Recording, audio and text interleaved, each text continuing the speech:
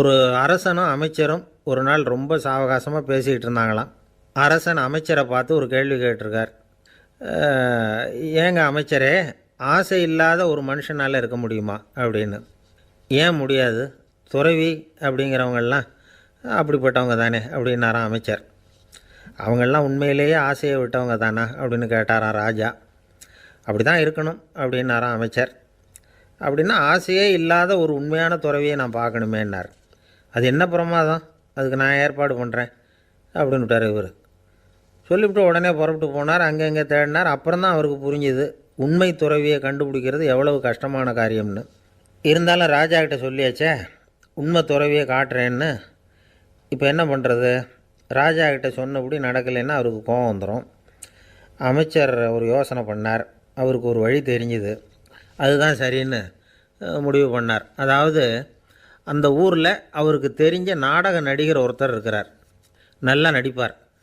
அவரை போய் பார்த்தார். இதை பாருப்பா, எனக்காக நீ ஒரு காரியம் செய்யணும்னார். என்னன்னு கேட்டார் அவர். நீ ஒரு துறவி மாதிரி கொஞ்சம் நேரத்துக்கு நடிக்கணும். ராஜா உன்னை பார்த்துட்டு போகிற வரைக்கும் நடி, அது போதும். அதுக்காக உனக்கு 10,000 ரூபா தரேன் அப்படின்னார். அவர் எந்த காலத்தில் இவ்வளவு பணத்தை மொத்தமாக பார்த்துருக்கார். அதனால் உடனே சரின்னு ஒத்துக்கிட்டார்.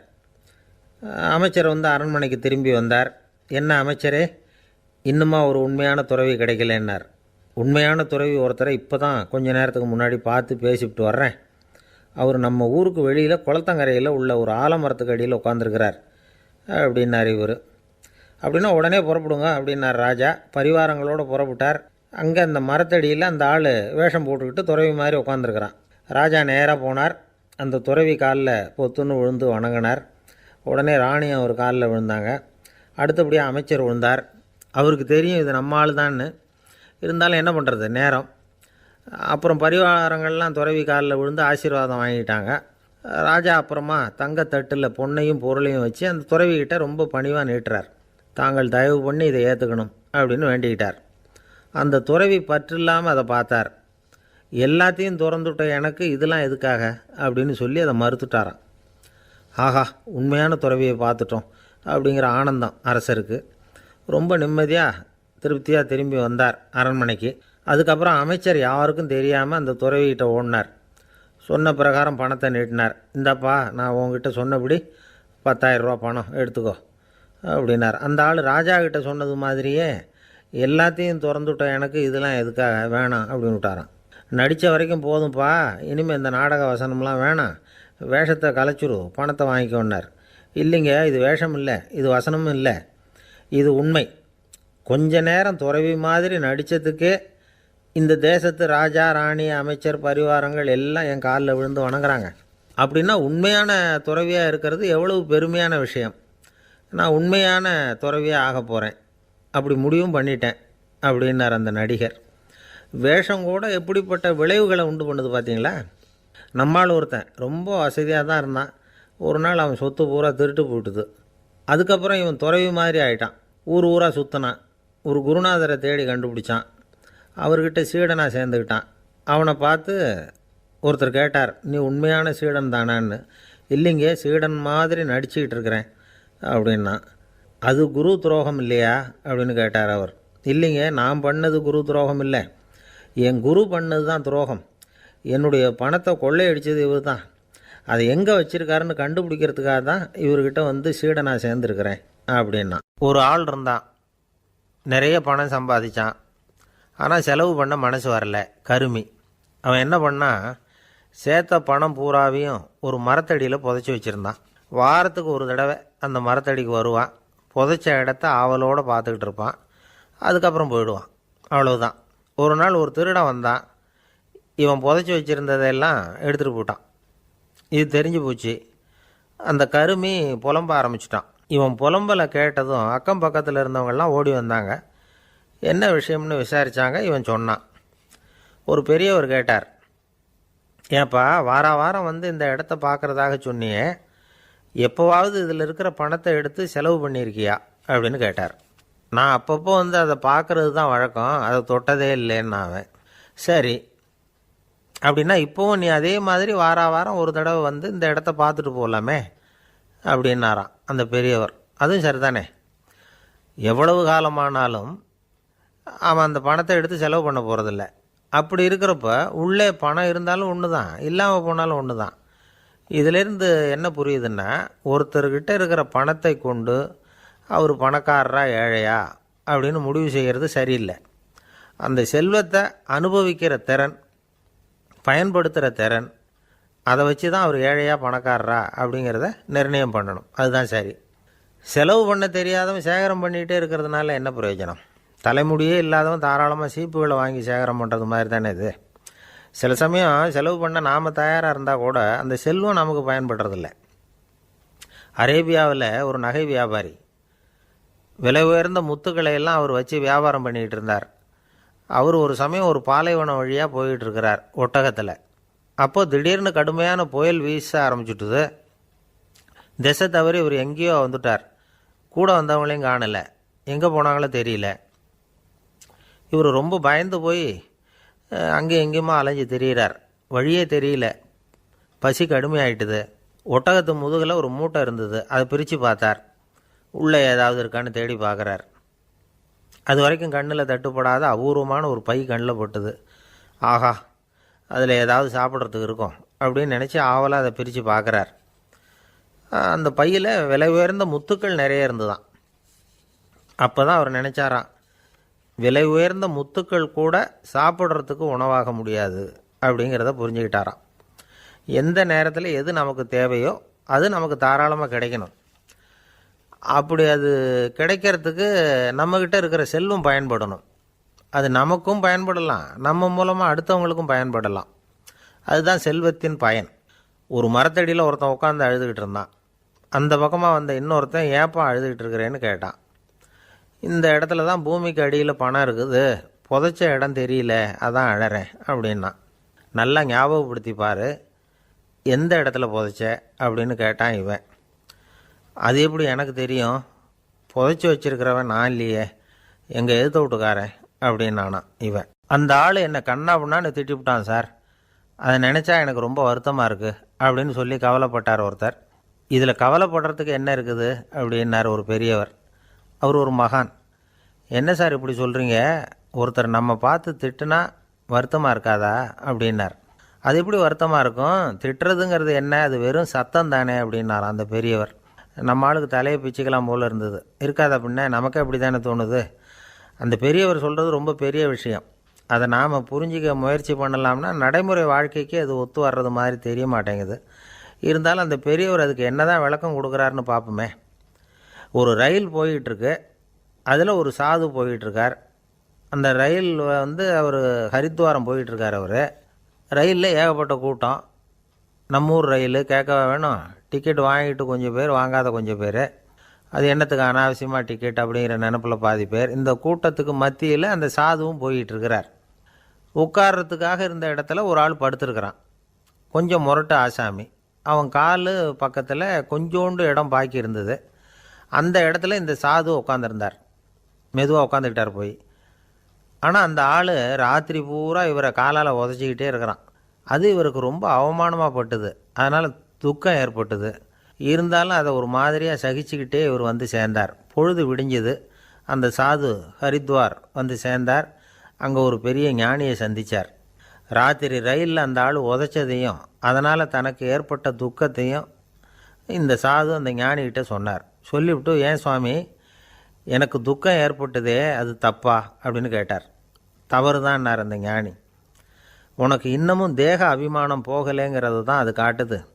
அஷ்டாவக்கிரர் என்ன சொல்கிறார் தெரியுமா, உண்மையான ஞானி யாராவது தன்னை வந்தனை செய்தால் அதற்காக சந்தோஷப்பட மாட்டார், யாராவது நிந்தனை செய்தால் அதற்காக வருத்தப்பட மாட்டார் அப்படின்னு சொல்கிறார்.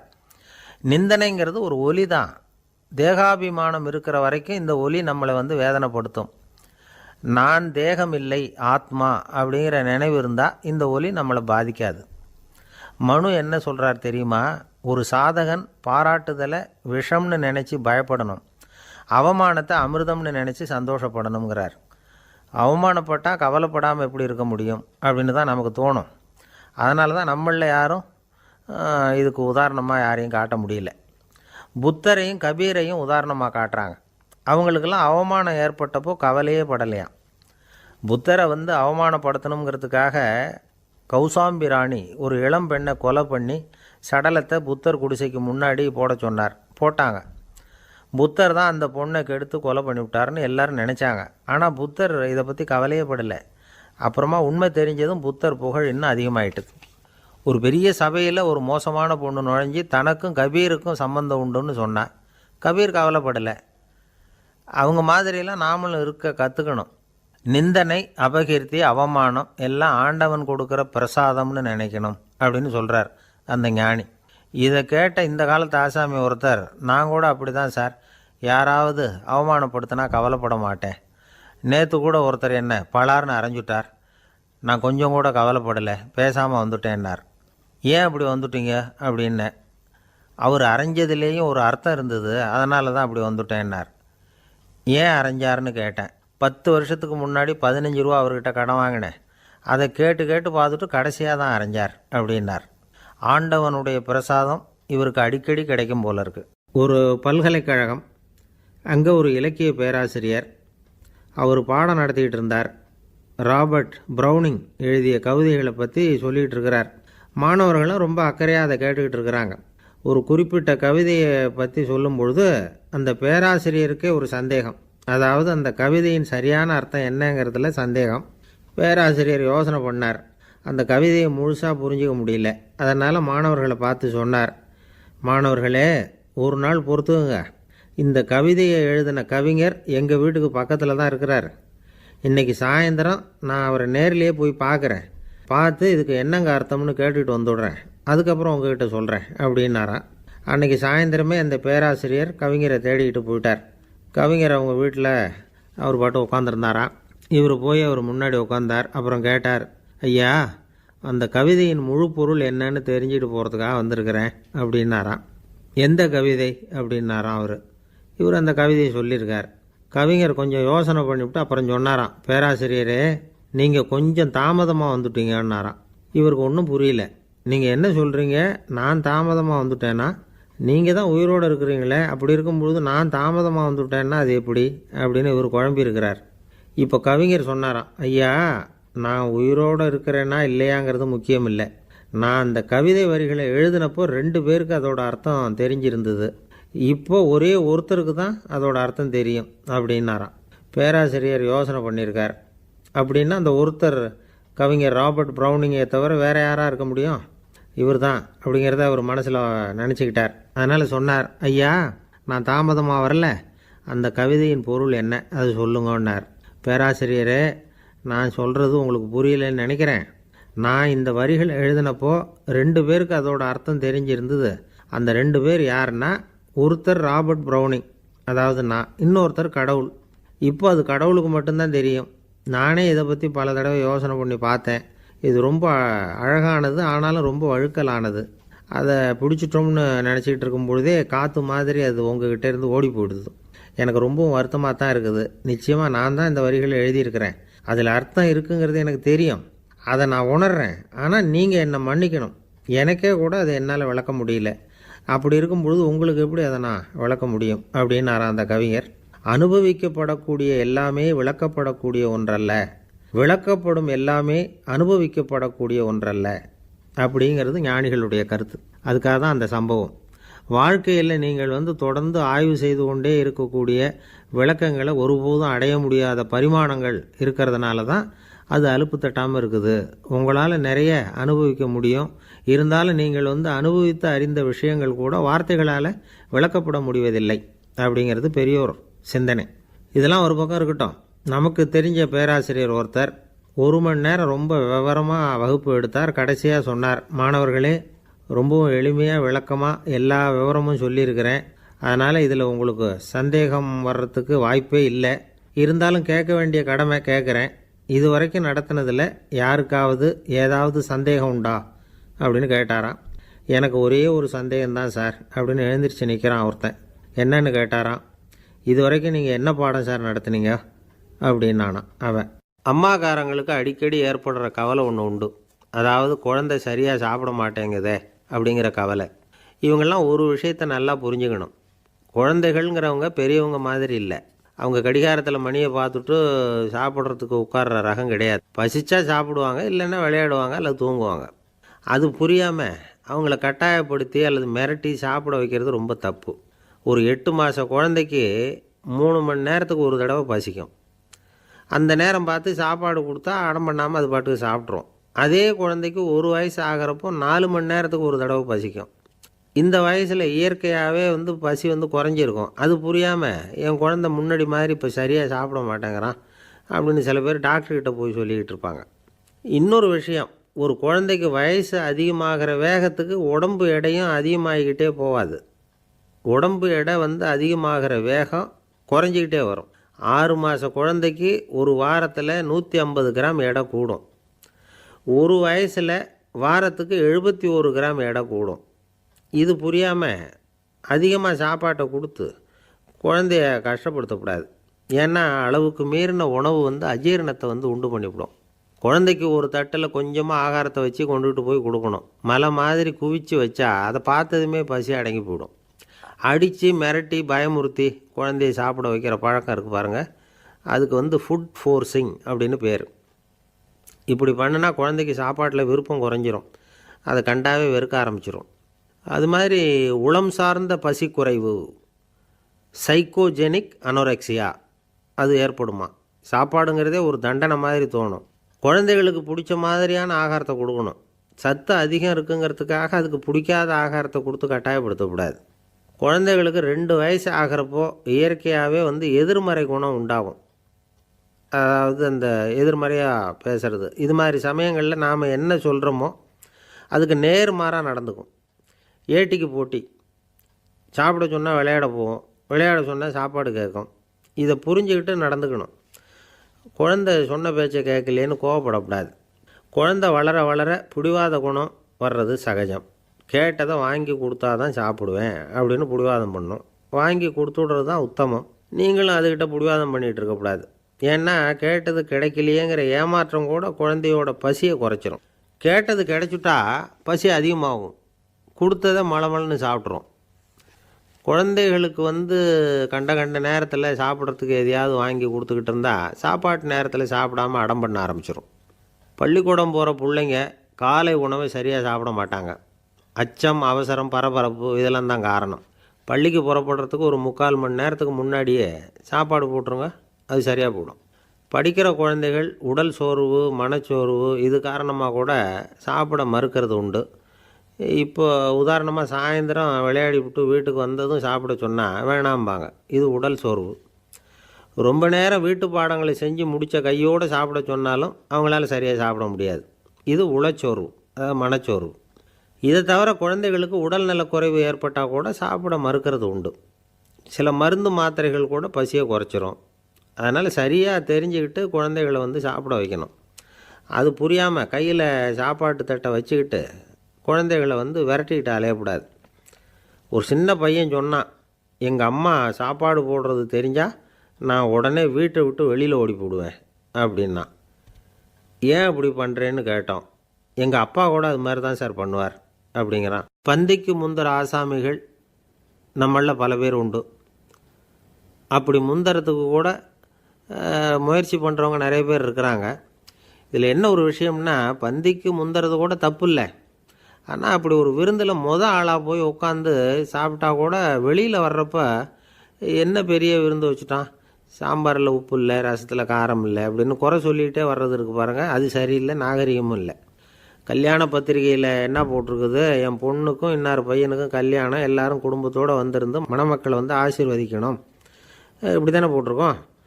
குடும்பத்தோடு விருந்து சாப்பிட்டு சாப்பாடு எப்படி இருக்குன்னு அபிப்பிராயம் சொல்லிவிட்டு போங்க அப்படின்னா போட்டிருக்கு கல்யாண பத்திரிகையில்.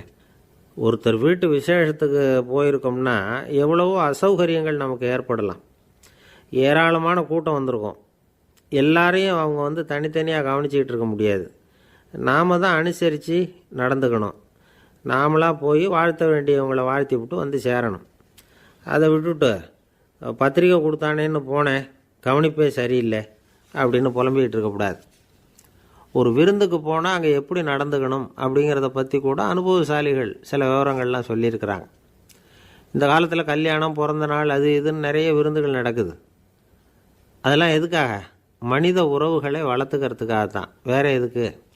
ஒரு விருந்துக்கு போனால் அமைதியாக பொறுமையாக போய் உட்காரணும். அடித்து பிடிச்சிக்கிட்டு இடத்த பிடிக்க போகிறேன் அப்படின்னு நிற்கக்கூடாது. முதல் பந்தி நடந்துக்கிட்டு இருந்தால் அது முடிஞ்சு இலை எடுத்து சுத்தம் பண்ணதுக்கு அப்புறம் போய் உட்கார்றது தான் நாகரீகம்.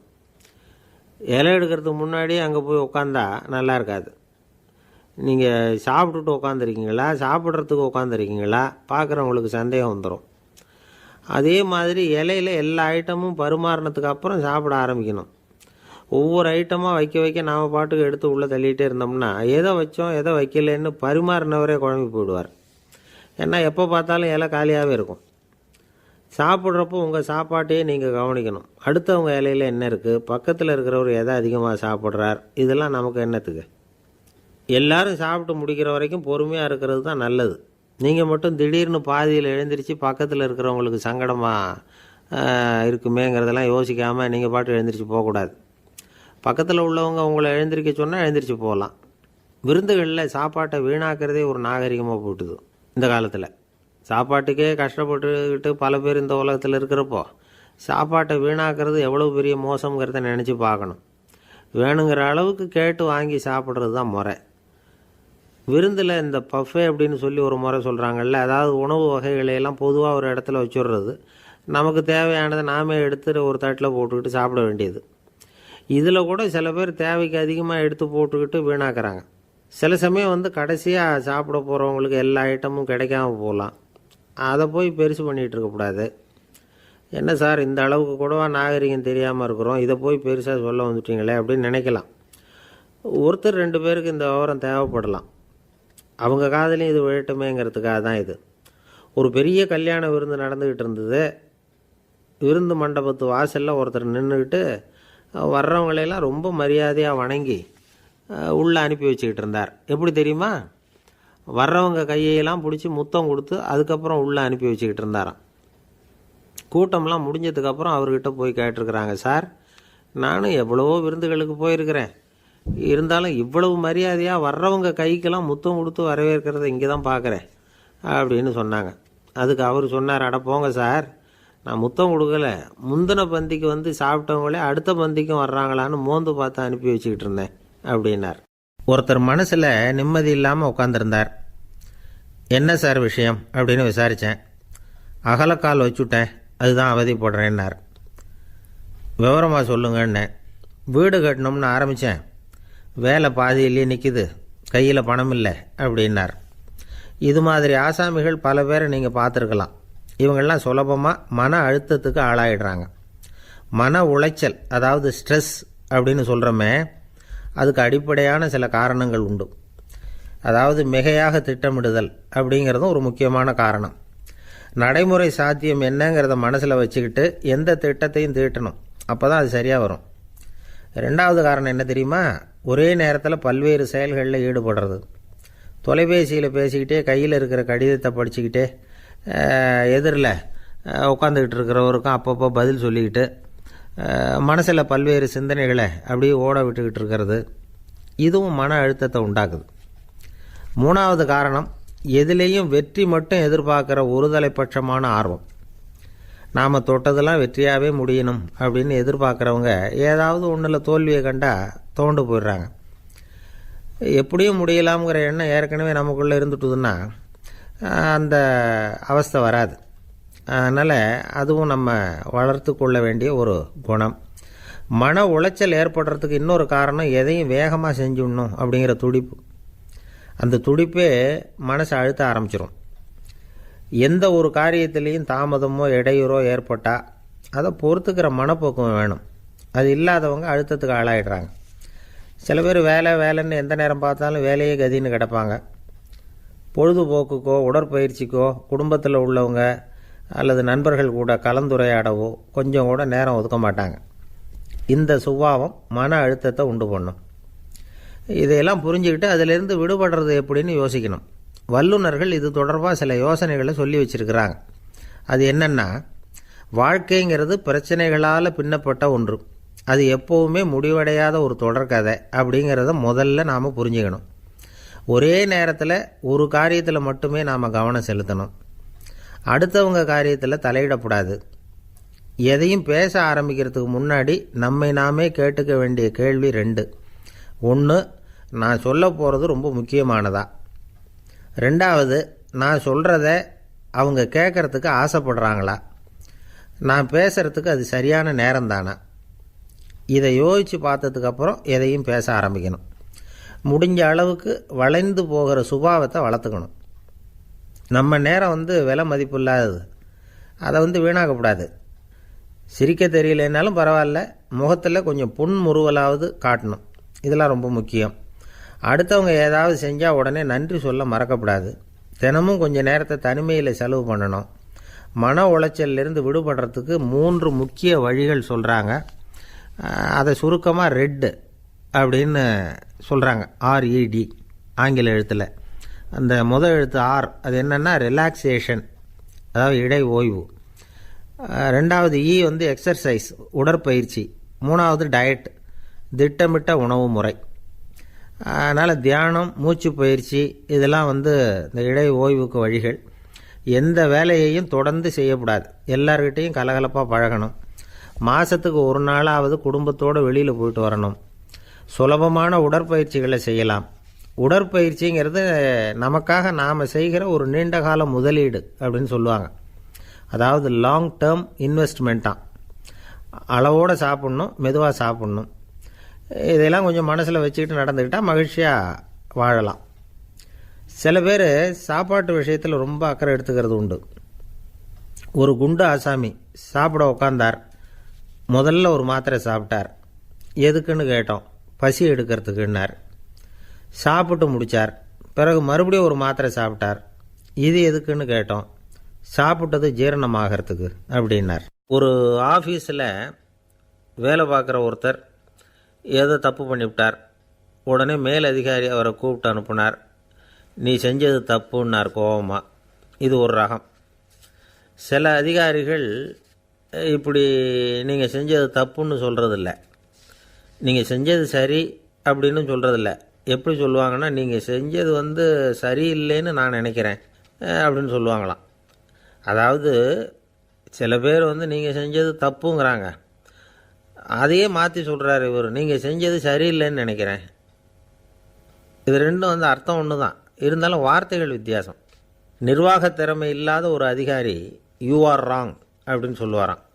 நிர்வாக திறமை உள்ள அதிகாரியாக இருந்தால் அதையே கொஞ்சம் மாற்றி I think you are not correct அப்படிம்பாரான். இதுதான் வித்தியாசம். இருந்தாலும் வார்த்தைகளை உபயோகப்படுத்துகிற விதத்தை வச்சு தான் வேலை நல்லா நடக்கிறதும் நடக்காததும் இருக்குது. விவரம் தெரிஞ்சவங்க என்ன சொல்கிறாங்க தெரியுமா? Be a leader not a boss அப்படிங்கிறாங்க. ஒரு லீடராக பாஸாக இருக்காதே அப்படிங்கிறாங்க. சரி, அப்படின்னா லீடருக்கும் பாஸுக்கும் வித்தியாசம் உண்டா அப்படின்னு கேட்டால் இருக்குன்னு சொல்கிறாங்க. லீடருங்கிறவர் வேறு, பாஸுங்கிறவர் வேறு. ஒரு லீடர் எப்படி நடந்துக்குவார், ஒரு பாஸ் எப்படி நடந்துக்குவார், இதை முதல்ல நாம் தெரிஞ்சுக்கணும். அவங்க எப்படி நடந்துக்குவாங்க அப்படிங்கிறதுக்கு சில விவரங்கள் இருக்குது. அதை கேட்டோம்னா நாம் புரிஞ்சுக்கலாம் அதை. அதாவது பாஸுங்கிறவர் விரட்டிக்கிட்டே இருப்பார், லீடருங்கிறவர் ஊக்கப்படுத்திக்கிட்டே இருப்பார். நாளைக்கு சாயந்தரத்துக்குள்ளே அந்த வேலையை செஞ்சு முடிக்கலைன்னா தொலைச்சி விடுவோம் தொலைச்சி அப்படிம்பார் அவர். இவர் எப்படி சொல்லுவார்னா, இது வரைக்கும் நீங்கள் செஞ்சுருக்கிற வேலை ரொம்ப அற்புதம் அப்படிம்பார். பாஸுங்கிறவர் அதிகாரத்தை நம்பி செயல்படுறவர், லீடருங்கிறவர் நல்லெண்ணத்தை நம்பி செயல்படுறவர். நம்மக்கிட்ட அதிகாரம் இருக்குது, பவர் இருக்குது, அதனால் காரியத்தை சாதிச்சுடலாம் அப்படின்னு நினைக்கிறவர் அவர். மற்றவங்கக்கிட்ட ஒரு நல்ல அபிப்பிராயத்தை சம்பாதிச்சுக்கிட்டு அது மூலமாக காரியங்களை சாதிக்கிறவர் இவர். பாஸுங்கிறவர் பயத்தை உண்டு பண்ணுவார், லீடருங்கிறவர் அன்பை பரவ செய்வார். அதை செய்யலைன்னா ஆடிட்டில் தகராறாயிடும், இது செய்யலைன்னா இன்க்ரிமெண்ட்டு கட் ஆகிடும், இப்படி ஏதாவது சொல்லி பயமுறுத்திக்கிட்டே இருப்பார் அவர். இவர் அப்படி இல்லை. உடம்பு இப்படி இருக்குது, வீட்டில் எல்லோரும் சௌக்கியமாக இருக்கிறாங்களா, ஆஃபீஸில் எல்லாம் வசதியாக இருக்குதா, நான் ஏதாவது உதவி செய்யணுமா அப்படின்னு அன்புக்கு முக்கியத்துவம் கொடுப்பார். பாஸுங்கிறவர் எதுக்கெடுத்தாலும் நான் சொல்லிகிட்டு இருப்பார், லீடருங்கிறவர் நாமன்னு சொல்லிகிட்டு இருப்பார். பாஸுங்கிறவர் தப்புக்கு காரணம் யாருன்னு பார்ப்பார், லீடருங்கிறவர் தப்பு என்னன்னு பார்ப்பார். இதுதான் ரெண்டு பேருக்கு வித்தியாசம். The boss shows who is wrong, the leader shows what is wrong அப்படின்னு சொல்லுவாங்க. இந்த காரியம் எப்படி செய்யப்பட்டிருக்கு அப்படின்னு தெரிஞ்சுக்கிறவர் பாஸ். இந்த காரியத்தை எப்படி செய்யணும்னு செஞ்சு காட்டுறவர் லீடர். பாஸுங்கிறவர் பணியாளர்களை திட்டுவார், லீடர் வந்து மரியாதைக்குரியவராக நடத்துவார், அதுக்குரியவராக அவர் நடந்துக்குவார். செய்கிற வேலையை ஒரு சுமையாக நினைக்க வைக்கிறவர் பாஸ், செய்கிற வேலையை ஒரு சந்தோஷமாக ஆக்கிறவர் லீடர். ஒரு முதலாளியாக இருக்கிறவர் அல்லது ஒரு நிர்வாகியாக இருக்கிறவர் இது மாதிரியான நுணுக்கங்களையெல்லாம் தெரிஞ்சு வச்சுக்கிறது நல்லது. ஒரு பாஸ் இருக்கார், அவர் ஒரு நாள் ரொம்ப பெருமையாக தன்னோட ஆஃபீஸை பற்றி பேசிக்கிட்டு இருந்தார். எனக்கு கீழே 200 பேர் வேலை செய்கிறாங்க சார், நான் ஒரு கோடு கிழிச்சா அவங்க அதை தாண்டாத அளவுக்கு நான் நடந்துக்கிறேன் சார் அப்படின்னார் அவர். அது எப்படி முடியுது உங்களால் அப்படின்னு கேட்டோம். நான் கோடே கிழிக்கிறதில்ல சார் அப்படின்னார். என்ன சார் உங்கள் பையன் என்ன செஞ்சுக்கிட்டு இருக்கிறான் இப்போது அப்படின்னு கேட்டார் ஒருத்தர். அடிக்கடி கண்ணாடி முன்னாடி நின்று அழகு பார்த்துக்கிட்டு இருக்கிறான் சார் அப்படின்னார் அப்பா. இளம் பருவம் இப்படி தான் இருக்கும், அதையெல்லாம் சாதாரணமாக நினச்சிடாதீங்க அப்படின்னார் அவர். என்ன சார் சொல்கிறீங்க, கண்ணாடி முன்னாடி நின்றுக்கிட்டு நேரத்தை வீணாக்கிக்கிட்டு இருக்கான், அதை ஒரு பெரிய விஷயமாக நான் நினைக்கணுமா அப்படின்னார் இவர். இளம் பருவத்தில் இளைஞர்களுக்கும் சின்ன பொண்ணுங்களுக்கும் அடிக்கடி கண்ணாடியில் பார்க்கணும்னு தோணும். அது வெறுமனே அழகு பார்க்குறது மட்டும் இல்லை, அவங்க தங்களையே தேடி கண்டுபிடிக்கிற ஒரு முயற்சி அது. இது ஒரு மனோதத்துவ விளைவு. இது வரைக்கும் வந்து சின்ன பிள்ளையாக இருந்துட்டோம், இனிமேல் நாமளும் மற்றவங்க மாதிரி மனிதர்கள் தான் அப்படிங்கிற உணர்வு அவங்களுக்கு வருது. தங்களோட முகம் எப்படி இருக்குது, அழகு எப்படி இருக்குது, உடம்பு நேரம் எப்படி இருக்குது, முடி எப்படி இருக்குது அப்படிங்கிறதையெல்லாம் கண்டுபிடிக்கிறாங்க. அதுக்கப்புறம் இன்னொரு ஆணோ பொண்ணோ தன்னை கவனிக்கணும் அப்படின்னு நினைக்கிறாங்க. இதெல்லாம் மனோதத்துவ உண்மைகள், இதெல்லாம் இயற்கை. இதை பார்த்துட்டு பெற்றவங்க வந்து பிள்ளைங்க கெட்டு போட்டாங்க அப்படின்னு நினைக்கக்கூடாது, அவங்கள திட்டிக்கிட்டே இருக்கக்கூடாது. இன்றைக்கி பல குடும்பங்களில் இதுதான் நடந்துக்கிட்டு இருக்குது. மனுஷ வாழ்க்கையிலேயே இப்படியும் இல்லாத அப்படியும் இல்லாத ஒரு பருவம் வந்து இளம் பருவம். 13லேருந்து 19 வயசுக்கு உட்பட்ட ஆண்கள் பெண்கள் இந்த வகையை சேர்ந்தவங்க, டீனேஜ் குரூப். இவங்கள சின்னவங்கன்னு நினச்சிட முடியாது, பெரியவங்கன்னு நினச்சிட முடியாது. இவங்க ரொம்ப சென்சிட்டிவ். சமூகம் நினச்சா இவங்களை வந்து நல்லவங்களாகவும் ஆக்கலாம், கெட்டவங்களாகவும் ஆக்கலாம். கொஞ்சம் அக்கறை எடுத்துக்கிட்டால் பெரிய பெரிய மேதைகளையும் விஞ்ஞானிகளையும் உருவாக்கலாம். ஆனால் நடக்கிறது என்ன தெரியுமா, அநேகமாக இவங்களை யாருமே சரியாக புரிஞ்சுக்கிறது இல்லை, இவங்களை சரியாக நடத்துறதும் இல்லை. இது வரைக்கும் நாம் சொல்கிறத கேட்டுக்கிட்டு இருந்தான், இப்போல்லாம் அவன் இஷ்டத்துக்கு நடக்க ஆரம்பிச்சுட்டான் அப்படின்னு வருத்தப்படுற பெற்றோர்கள் அதிகம். இது வருத்தப்படுற விஷயம் இல்லை, சந்தோஷப்பட வேண்டிய விஷயம்.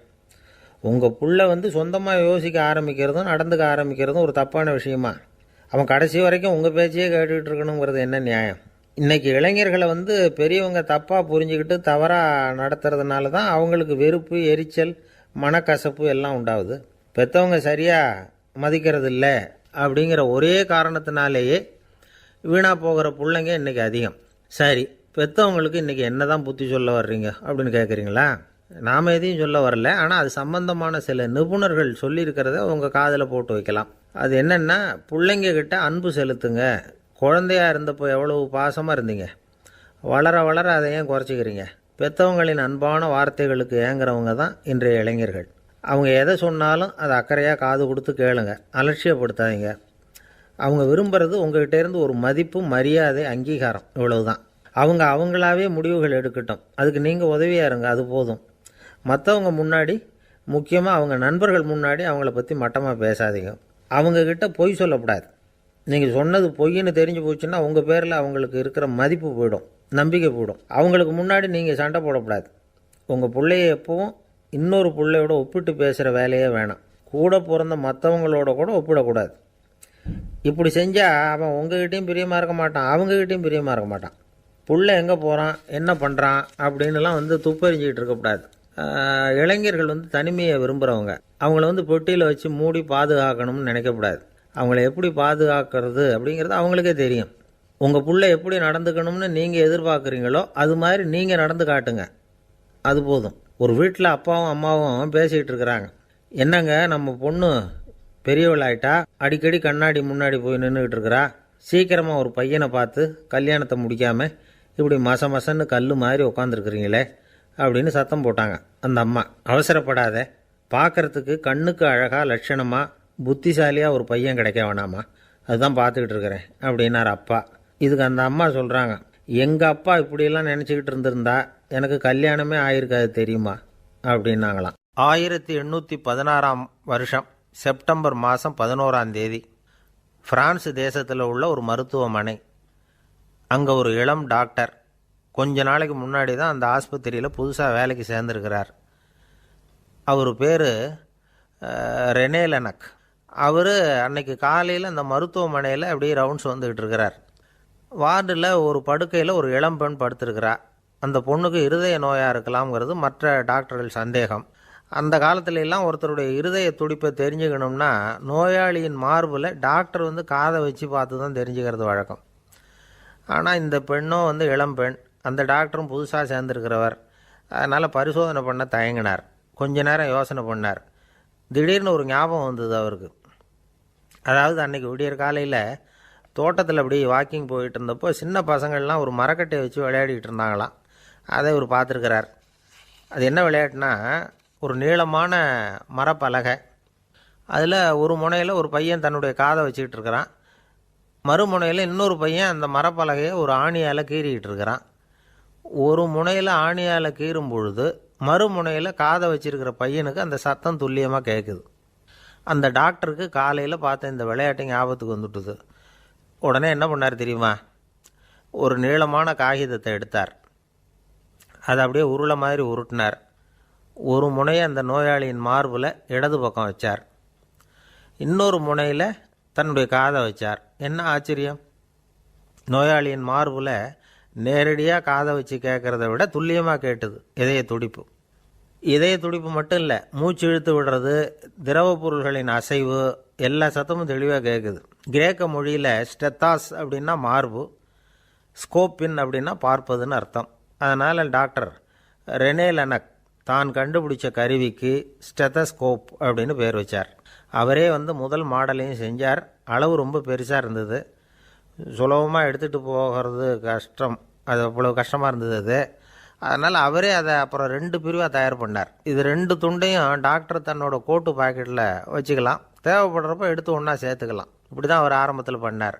தன்னுடைய இந்த கண்டுபிடிப்பை பற்றி அவர் ஒரு புத்தகம் எழுதினார். நிறைய விற்றுது, புகழும் பணமும் சேர்ந்தது. பணமும் புகழும் சேர்ந்தது மாதிரியே அவருக்கு ஒரு நோயும் சேர்ந்தது. அது என்ன நோயின்னு கண்டுபிடிக்கிறதுக்கும் அவர் கண்டுபிடிச்ச கருவி தான் உபயோகப்பட்டு தான். அவரே அதை கண்டுபிடிச்சார். அவருக்கு வந்திருந்தது காச நோய். 1826 வருஷம் ஆகஸ்ட் மாதம் 13 உலகத்தின் முதல் ஸ்டெதஸ்கோப்பை கண்டுபிடிச்ச டாக்டர் ரெனே லெனக் காலமானார். அவர் சாகிறதுக்கு முன்னாடி மரத்தால் செஞ்சு வச்சுருந்த ஸ்டெதஸ்கோப்பை தனக்கு வேண்டியப்பட்ட ஒரு டாக்டர்கிட்ட கொடுத்து, என்னுடைய சொத்துக்கள்லேயே ரொம்ப வசந்தது அப்படின்னு சொன்னாராம். அதுக்கப்புறம் 3 வெள்ளைக்காரங்க சேர்ந்து இந்த கருவியில் சில மாற்றங்களை பண்ணாங்க. ஆனால் 1829 லண்டனில் டாக்டர் நிக்கோலஸுங்கிறவர் ஒரு காதால் இதய துடிப்பை கேட்குறத விட டாக்டர் 2 காதாலையும் கேட்குறது தான் சரியாக இருக்கும் அப்படின்னு ஒரு கருத்தை வெளியிட்டார்.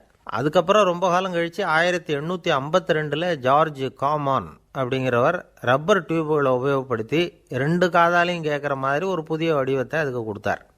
அதுக்கு பிறகு அது படிப்படியாக எவ்வளவோ மாற்றங்கள் இருந்தாலும் ஆரம்பத்தில் டாக்டர் ரெனே லெனக் உருவாக்கின அடிப்படை மாடலை யாரும் மாற்றி அமைக்கலைங்கிறது தான் முக்கியமான விஷயம். நமக்கு தெரிஞ்ச ஒரு ஆஸ்பத்திரி, அதில் ஒரு நோயாளி, காலை நேரத்தில் நர்ஸு அந்த பக்கமாக போயிட்டு இருந்தாங்க. அதை பார்த்துட்டு ஒரு நர்ஸுன்னு கத்துறார். நர்ஸு அவசரமாக ஓடி என்ன விஷயம்னு கேட்டாங்க.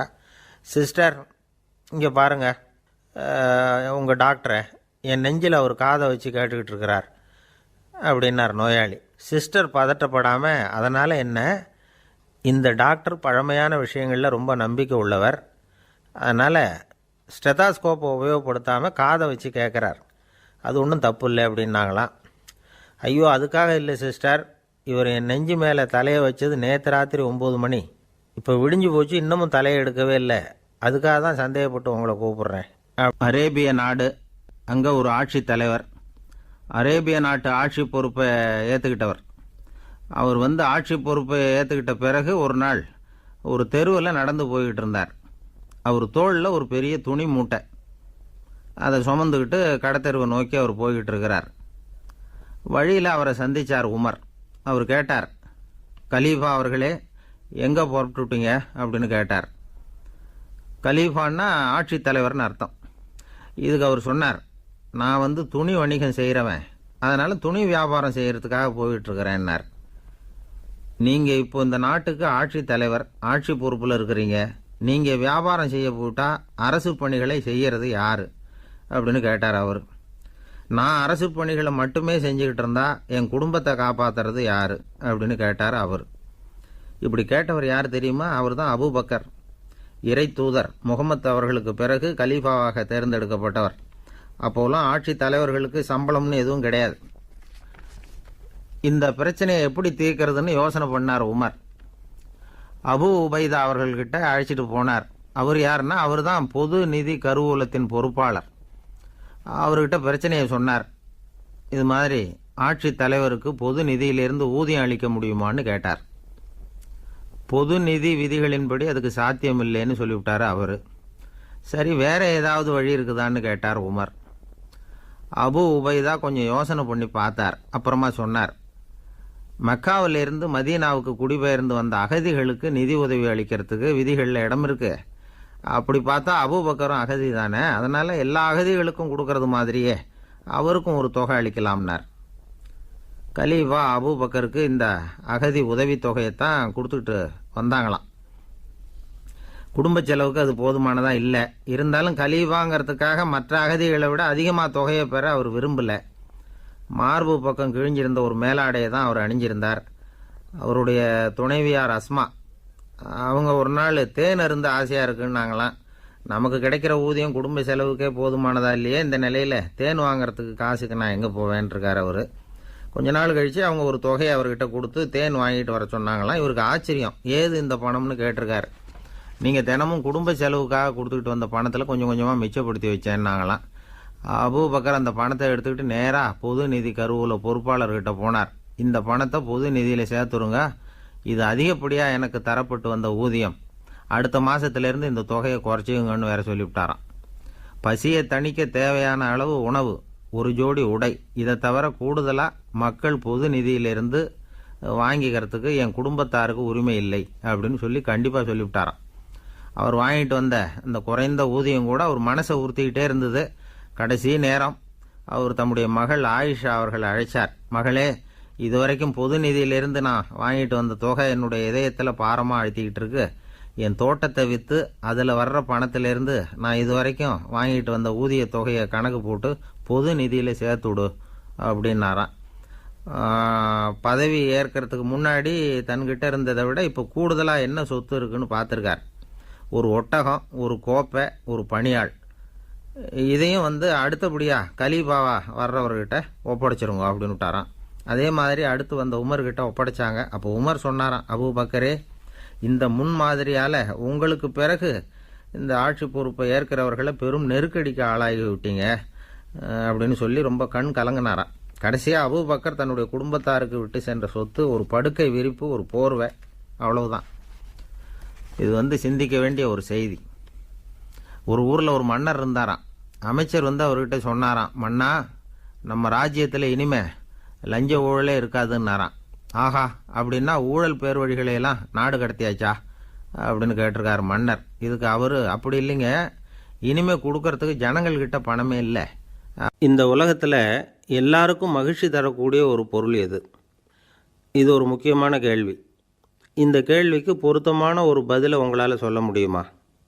அதாவது கொஞ்சம் யோசித்து பார்த்தா பணம்னு சொல்லலாமா? இப்போ கையில் காசு இல்லாதவங்ககிட்ட ஒரு 10 ரூபாயை கொடுத்தா அது அவனுக்கு சந்தோஷத்தை கொடுக்கும். ஏற்கனவே வருமான வரி பிரச்சனையில் சிக்கி இருக்கிறவர்கிட்ட இன்னும் கொஞ்சம் பணம் இந்தாங்கன்னு சொல்லி கொடுத்தோம்னா அது அவருக்கு சங்கடத்தை தான் கொடுக்கும். அதனால் அந்த கேள்விக்கு பணங்கிறது பொருத்தமான பதிலாக இருக்க முடியாது. கேள்வி என்னன்னா, இந்த உலகத்தில் எல்லாருக்கும் மகிழ்ச்சி தரக்கூடிய ஒரு பொருள் எது? சரி, இனிப்புன்னு சொல்லலாமா? ஏன்னா எல்லாருக்கும் இனிக்க தானே செய்யும். அதுலேயும் ஒரு சிக்கல் இருக்குது. சர்க்கரை வியாதிக்காரங்களுக்கு அது என்ன சந்தோஷத்தையாக கொடுக்கும்? ஆக எல்லாருக்கும் வேறுபாடு எதுவும் இல்லாமல் மகிழ்ச்சியை கொடுக்கக்கூடியது வேறு ஏதோ ஒன்று இருக்குது. அது என்னன்னு கண்டுபிடிக்கணும். அதுதான் இன்றைக்கி தகவல். இப்போ அதை கண்டுபிடிக்கணும்னா இந்த கதையை கேட்கணும். அது என்ன கதைன்னா, ஒரு ஊரில் ஒரு ராஜா இருந்தார். அவருக்கும் இதே சந்தேகம் வந்துட்டுது. அதாவது எல்லாருக்கும் இன்பம் தரக்கூடிய பொருள் எது அப்படின்னு. இதுக்கு பதில் தெரிஞ்சுக்கிறதுக்கு ஆசைப்பட்டார். சரி, அதுக்கு என்ன செய்யலாம்னு யோசனை பண்ணார். நாட்டு மக்களுக்கு பகிரங்கமாக ஒரு அறிவிப்பு கொடுத்தார். நம்ம நாட்டு மக்கள் இன்பம் தரக்கூடிய பொருள் எதுன்னு நினைக்கிறாங்களோ அதை கொண்டுக்கிட்டு வந்து அரண்மனையில் உள்ள கண்காட்சி மண்டபத்தில் வைக்கலாம். அப்படி அவங்க வைக்கிற பொருள்களில் எது எல்லாருக்கும் இன்பம் தரக்கூடியதாக இருக்குமோ அதை வச்சவருக்கு 1000 பொற்காசுகள் பரிசு அப்படின்னு அறிவிப்பு கொடுத்துட்டார். ஜனங்கள் இந்த அறிவிப்பை கேட்டாங்க. அதுக்கப்புறம் சும்மா இருப்பாங்களா? 1000 பொற்காசுன்னா சும்மாவா? அவங்கவுங்க கையில் என்னென்ன கிடைச்சதோ அதையெல்லாம் கொண்டாந்து அரண்மனை காட்சி மண்டபத்தில் வச்சுட்டாங்க. அதுக்கப்புறமா ராஜா அங்கே வந்தார். ஒவ்வொன்றா பார்த்துக்கிட்டே வந்தார். முதல்ல ஒரு குயில் இருந்தது, இனிமையாக பாடக்கூடிய குயில். இந்த குயிலோட இன்னிசை எல்லாருக்கும் இன்பம் தரக்கூடியது தான். இருந்தாலும் காது கேட்காதவங்களுக்கு இந்த இசை எப்படி இன்பம் தர முடியும்? அதனால் இது சரியில்லைன்னு விட்டார். அடுத்தபடியாக போனார். அங்கே என்ன வச்சுருக்குறாங்கன்னு பார்த்தா ஒரு அழகான மயில் அங்கே தோகை விரித்து ஆடிக்கிட்டு இருக்குது. இந்த மயிலோட ஆட்டம் மனசுக்கு இன்பம் தரக்கூடியது தான். இருந்தாலும் பார்வை இல்லாதவங்க இந்த ஆட்டத்தை பார்த்து ரசிக்க முடியுமா? முடியாது. அதனால் இதுவும் சரியில்லை அப்படின்னு சொல்லிவிட்டார். அதுக்கு அடுத்தபடியாக போனார். பல வகையான இனிப்பு பண்டங்களை வச்சுருந்தாங்க.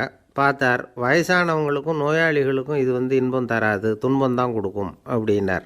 இப்படி ஒவ்வொன்றா பார்த்துக்கிட்டே போகிறார். அழகான மலர்கள், கனிகள், ஓவியங்கள் எதுவுமே பொருத்தமாக தெரியல. சகல பேருக்கும் இன்பம் தரக்கூடிய வகையில் எதுவும் இல்லை. கடைசியாக வந்தார். அங்கே ஒரு களிமண் பொம்மை இருந்தது. அது என்ன பொம்மை தெரியுமா? பசியால் வாடி இருக்கிற ஒருத்தருக்கு ஒரு அம்மா இனிமையாக பேசிக்கிட்டு சோறு போடுறது மாதிரி அந்த பொம்மையை செஞ்சுருந்தாங்க. அதுக்கு கீழே அன்பு அப்படின்னு எழுதியிருந்துதான். ராஜா பளிச்சுன்னு ஒரு முடிவுக்கு வந்தார். அந்த பொம்மையை செஞ்ச சிற்பியை வரவழைச்சார், பரிசு கொடுத்தார். அன்பு ஒன்று தான் எல்லாருக்கும் இன்பம் அளிக்கக்கூடிய பொருள். காது கேட்காதவங்களும் அதை கேட்க முடியும், பார்வை இல்லாதவங்களும் அதை பார்க்க முடியும், குழந்தைகளும் அதை உணர முடியும் அப்படின்னு அதுக்கு விளக்கம் கொடுத்தார் அந்த மன்னர். இந்த உலகத்தில் எல்லாருக்கும் மகிழ்ச்சி தரக்கூடிய ஒரு பொருள் அன்பு தான். அதை புரிஞ்சுக்கிட்டு தான் சில கணவன்மார்கள் மனைவி பேரில் ரொம்ப அன்பை காட்டிக்கிறது வழக்கம். ஒரு வீட்டு வாசப்படி பக்கமாக மழைக்கு ஒதுங்கினார் ஒருத்தர்.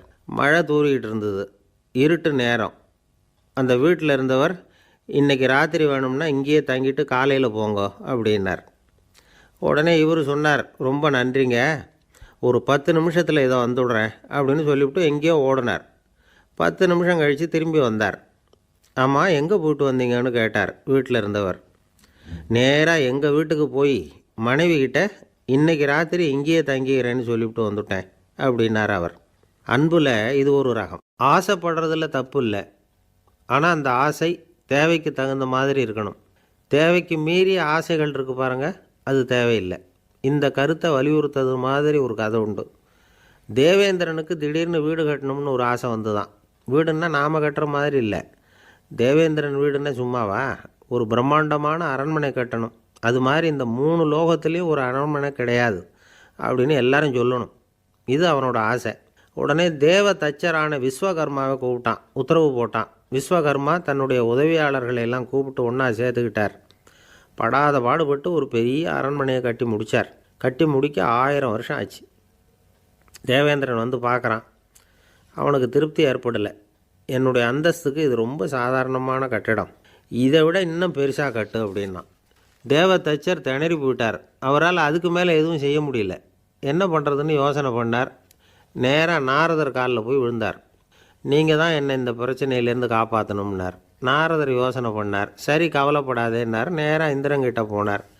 இந்திரன் நாரதரை பார்த்த உடனே வாங்கன்னு கூட்டிகிட்டு போய் அரண்மனையை காட்டினான். இது மாதிரி ஒரு அரண்மனையை நீங்கள் வேறு எங்கேயாவது பார்த்துருக்குறீங்களா அப்படின்னு ரொம்ப பெருமையாக கேட்டான். நான் பார்த்ததில்லை, ஆனால் என்னை விட வயசில் மூத்தவர் மகரிஷி லோமேசர், அவர் ஒரு வேளை பார்த்துருக்கிறாரா என்னமோ அப்படின்னார். உடனே அவரை மனசில் நினச்சி தியானம் பண்ணினார். அடுத்த கணம் லோமேசர் அங்கே வந்தார். இடையில் ஒரு சின்ன துண்டு, கையில் ஒரு கமண்டலம், தலையில் ஒரு பாய், அவ்வளவுதான் அவர்கிட்ட இருந்தது. எதுக்காக தலையில் எந்த பாய் அப்படின்னு கேட்டான் இந்திரன். என்ன மாதிரி அற்ப ஆயுள் உள்ள ஒரு ஜீவன் தனியாக வீடு கட்டிக்கிட்டு திண்டாடணுமா? இந்த பாய் தான் ஒரு வீடு மாதிரி எனக்கு நிழல் கொடுக்குது அப்படின்னார் அவர். என்னது, உங்களுக்கு அவ்வளவு கொஞ்சமான ஆயுளா அப்படின்னு ஆச்சரியத்தோடு கேட்டான் இந்திரன். ஆமாம், இதை பாரு, என்னுடைய மார்பில் ஒரு பொற்காசு அளவுக்கு ரோமம் உதிர்ந்துட்டுது. எப்போ என் உடம்புல உள்ள எல்லா ரோமமும் உதிர்ந்துருமோ அப்போ என்னுடைய ஆயுள் முடியும் அப்படின்னார். எப்போ அந்த ரோமங்கள் பூரா உதிரும்னு கேட்டான் இவன். ஒரு பிரம்மா மறைஞ்சதும் ஒரு ரோமம் உதிரும், என் உடம்புல உள்ள ரோமங்களின் எண்ணிக்கை எவ்வளவோ அவ்வளவு பிரம்மாக்கள் தோன்றி அவங்க ஆயுள் முடியும் பொழுது என் உடம்புல உள்ள ரோமங்கள் பூரா உதிரும் அப்படின்னார். அப்படின்னா ஒரு பிரம்மாவோட ஆயுள் எவ்வளவு காலம்னு கேட்டான். ஒரு பிரம்மாவுக்கு 100 தேவ வருஷம். ஒவ்வொரு தேவ வருஷத்துக்கும் 365 தேவ நாள். ஒவ்வொரு தேவ நாள்லேயும் ஒன்றை மாதிரி 14 இந்திரர்கள் தோன்றி மறைகிறாங்க அப்படின்னு மகரிஷி லோமேசர் சொல்கிறார். இதை கேட்டதும் இந்திரன் ஆடி போயிட்டான். அவ்வளவு ஆயுள் உள்ள இவரே அற்ப ஆயுள்னு சொல்கிறார். நான் என்னுடைய ஆயுளை பெருசாக நினச்சிக்கிட்டு பிரம்மாண்டமான அரண்மனை கட்டணும்னு ஆசைப்படுறேனே அப்படின்னு நினச்சான். எனக்கு வீடு கட்டின வரைக்கும் போதும்னு விட்டான். அதனால் நாமெல்லாம் நம்முடைய தேவைக்கு தகுந்த மாதிரி ஆசைப்படுறது தான் நியாயம். ஆனால் அப்படியே நடந்துக்கிறோம். மனுஷன் கடவுளையே ஏமாற்றி காசு வாங்கிறதுக்குள்ள ஆசைப்படுறான். ஒருத்தன் கடவுளை நினச்சி தவம் இருந்தான். கடவுள் நேரில் வந்தார். தேவலோகத்தில் ரூபாய்க்கெல்லாம் என்ன மதிப்புன்னு கேட்டான்.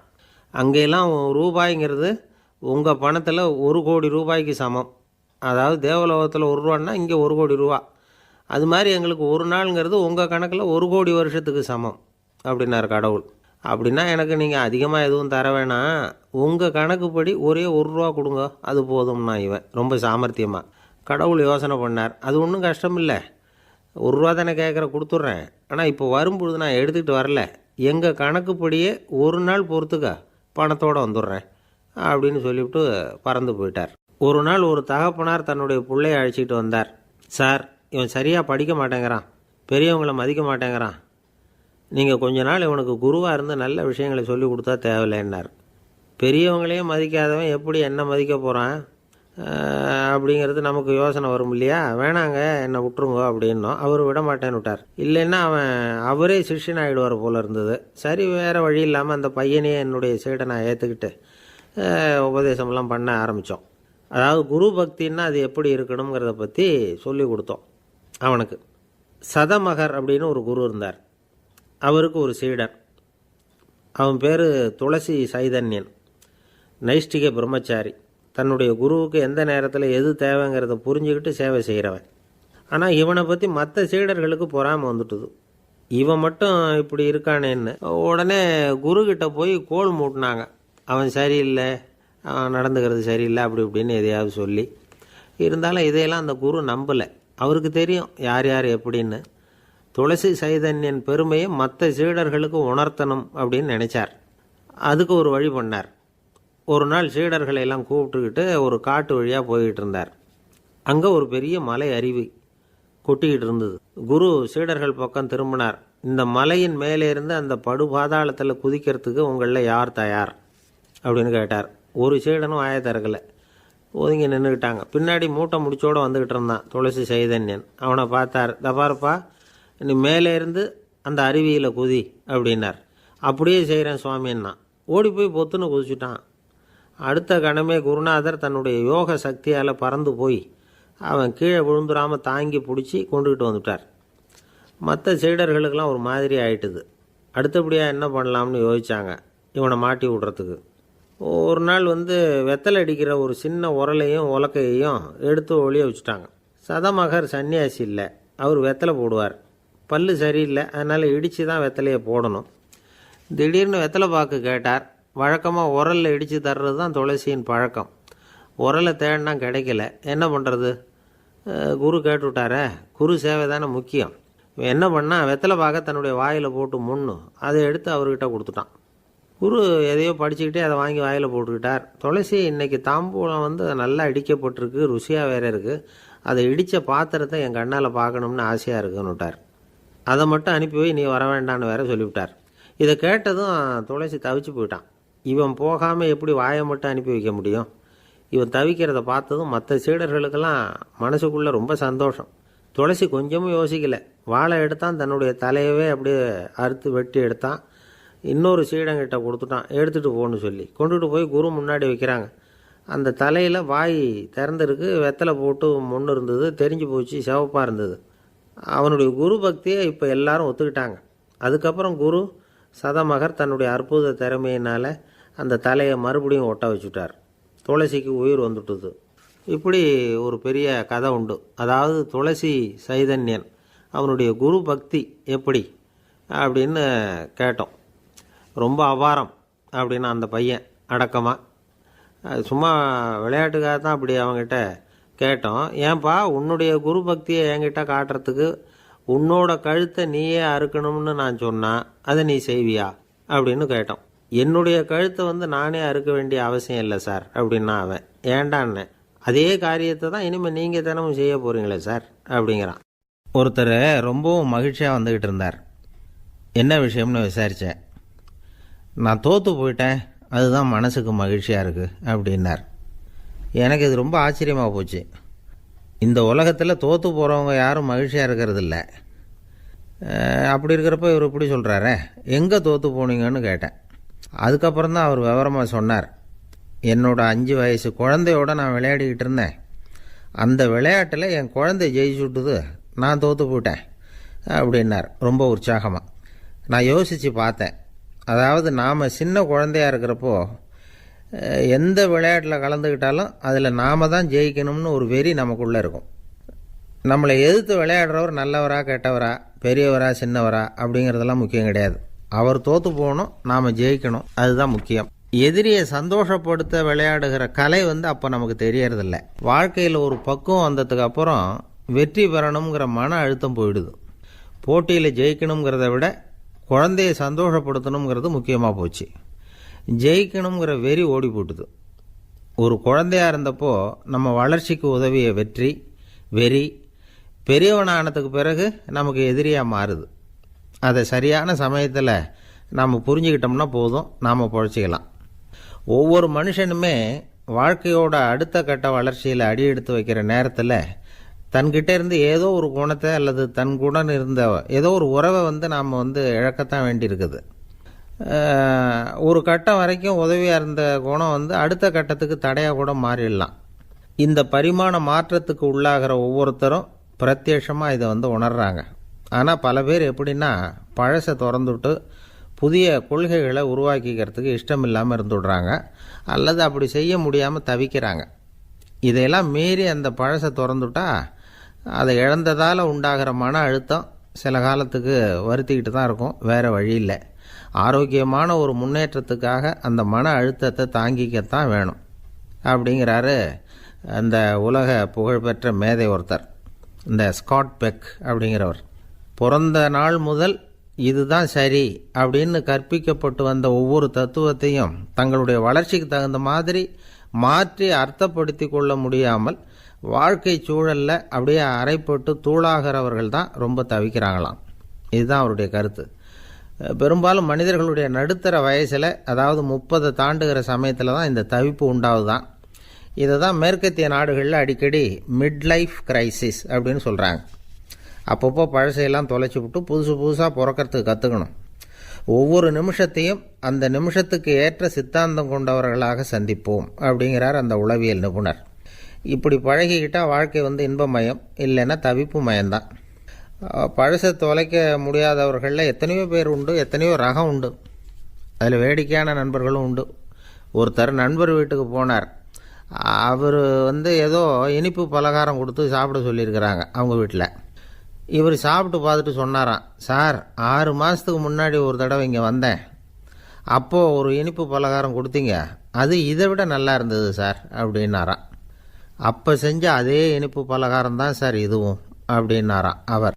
இயேசுநாதர்கிட்ட ஒருத்தர் கேட்டாராம், இயேசுவே என்னை எவ்வளவு நேசிக்கிறீர்கள் அப்படின்னு. அவர் தன்னுடைய 2 கைகளையும் அகல விரித்து இவ்வளவு என்று சொல்லி சிலுவையில் உயிர் நீத்தார் அப்படின்னு சொல்லுவாங்க.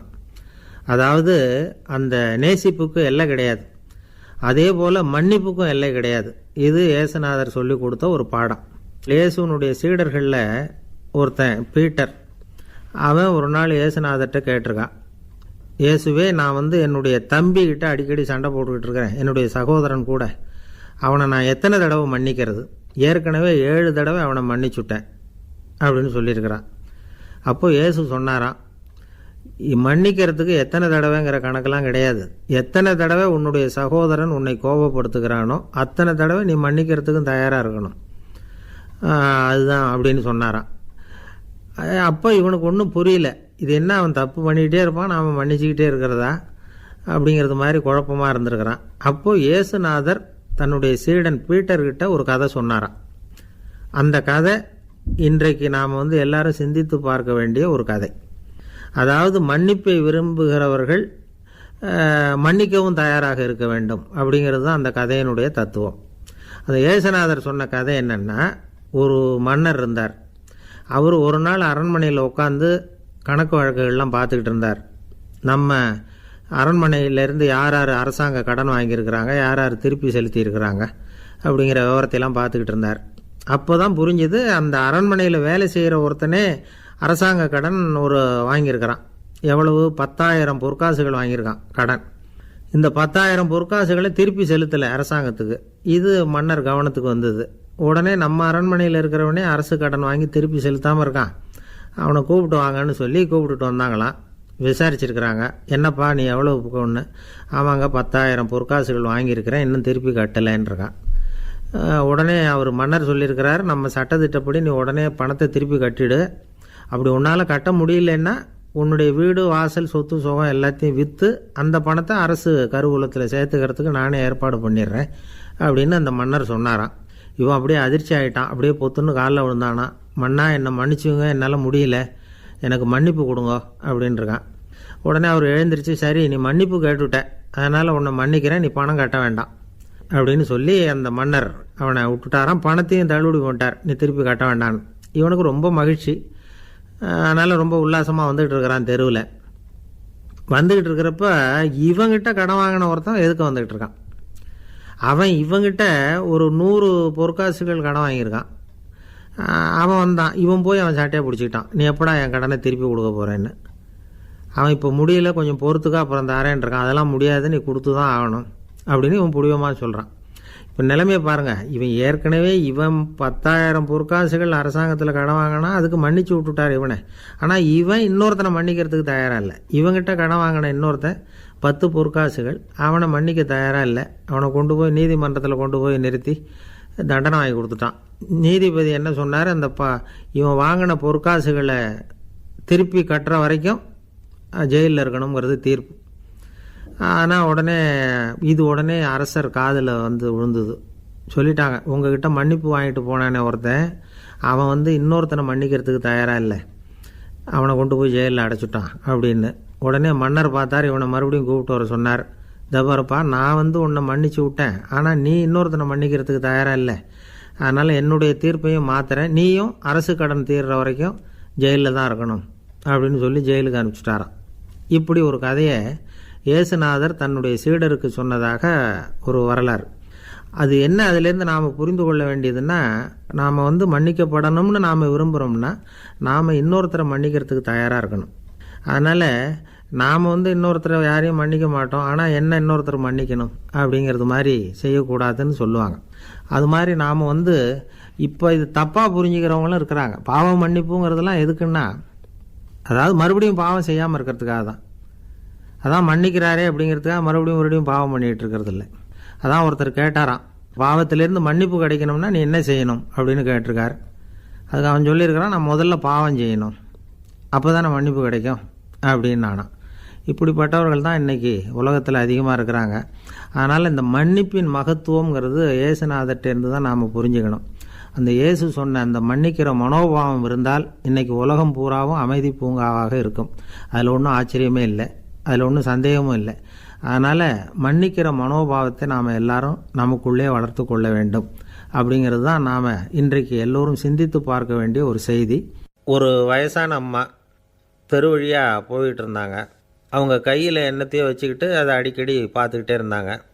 ஒருத்தன் மெதுவாக அவங்கக்கிட்ட போய் கையில் இருக்கிறது என்ன அப்படின்னு எட்டி பார்த்தா அவங்க கையில் 4 பல் இருந்துதான். இவன் ஆச்சரியமாக அந்த அம்மாவை பார்த்தான். ஏம்மா, உனக்கு என்ன பைத்தியமா, ஏது இந்த பல், இதை என்னத்துக்காக கையில் வச்சுக்கிட்டு அலைஞ்சிக்கிட்டு இருக்கிற அப்படின்னு கேட்டிருக்கான். அதுக்கு அந்த அம்மா விவரம் சொல்ல ஆரம்பித்தாங்களாம். இதை பாருப்பா, எனக்கு ஒரு மகன் இருந்தான், அவனை ரொம்ப செல்லமாக வளர்த்தேன். அவனை தரையிலேயே நடக்க விடுறதில்ல, எப்பவும் தூக்கி வச்சுக்கிட்டு இருப்பேன். அவன் நல்லா பெரியவனாகி பள்ளிக்கூடம் போகிறப்ப கூட அவன் புஸ்தக மூட்டையை நான் தான் சுமந்துக்கிட்டு போவேன். பார்க்குறவங்க கூட கேலி பண்ணுவாங்க, ஏம்மா படிக்க போகிறது நீயா உன் பிள்ளையான்னு கேட்பாங்க. அவன் இன்றைக்கி எவ்வளோ பெரிய மனுஷன் ஆகிட்டான், வெளிநாட்டில் பெரிய உத்தியோகத்தில் இருக்கான். சமீபத்தில் இங்கே வந்துட்டு போனான். ஒரு நாள் ஏதோ கோபத்தில் என்ன அரைஞ்சுட்டான். அப்போ இந்த 4 பல்லும் கீழே விழுந்துட்டுது. இன்னமும் கூட விழுந்திருக்கும், ஆனால் பல்லு தான் இல்லை.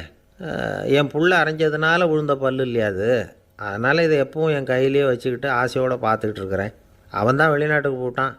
அவனை பார்க்க முடியாத ஏக்கத்தை நான் இந்த பல்லை பார்த்து போக்கிக்கிறேன் அப்படின்னு நாங்களாம் அந்த அம்மா. இந்த கதை எதுக்காகன்னா, தாய் அன்பு அப்படிங்கிறது எப்படிப்பட்டதுங்கிறத புரிஞ்சுக்கிறதுக்காக. கல்யாணம் ஆனதுக்கப்புறம் தாயை மறந்து விடுறவங்க எத்தனை பேர் இந்த உலகத்தில்? அவங்க காதில் வேணுங்கிறதுக்காக தான் இந்த தகவல். ஆனால் ஒரு விஷயம் மட்டும் நல்லா புரிஞ்சுக்கணும். தாயை மதிக்க தெரிஞ்சவங்க தான் இன்றைக்கி வாழ்க்கையில் எல்லா விதத்துலேயும் முன்னுக்கு வந்திருக்கிறாங்க. வேணும்னா விசாரித்து பார்த்துக்குங்க. இன்னொரு அம்மா இருந்தாங்க. அவங்க தினமும் ஒரு கோயிலுக்கு வருவாங்க. சாமியை பார்த்து, கடவுளே நான் இறந்து போனால் நரகத்துக்கு போகணும் அப்படின்னு வேண்டிக்குவாங்களாம். எல்லோரும் சொர்க்கத்துக்கு போகணும்னு தானே கடவுள்கிட்ட வேண்டிக்குவாங்க.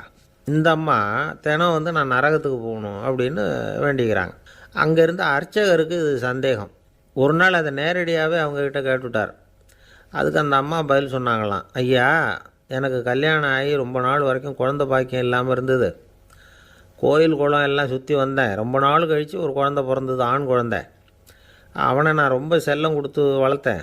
அதோட விளைவு என்ன ஆச்சுன்னா, அவன் ரொம்ப மோசமாக ஆகிட்டான்.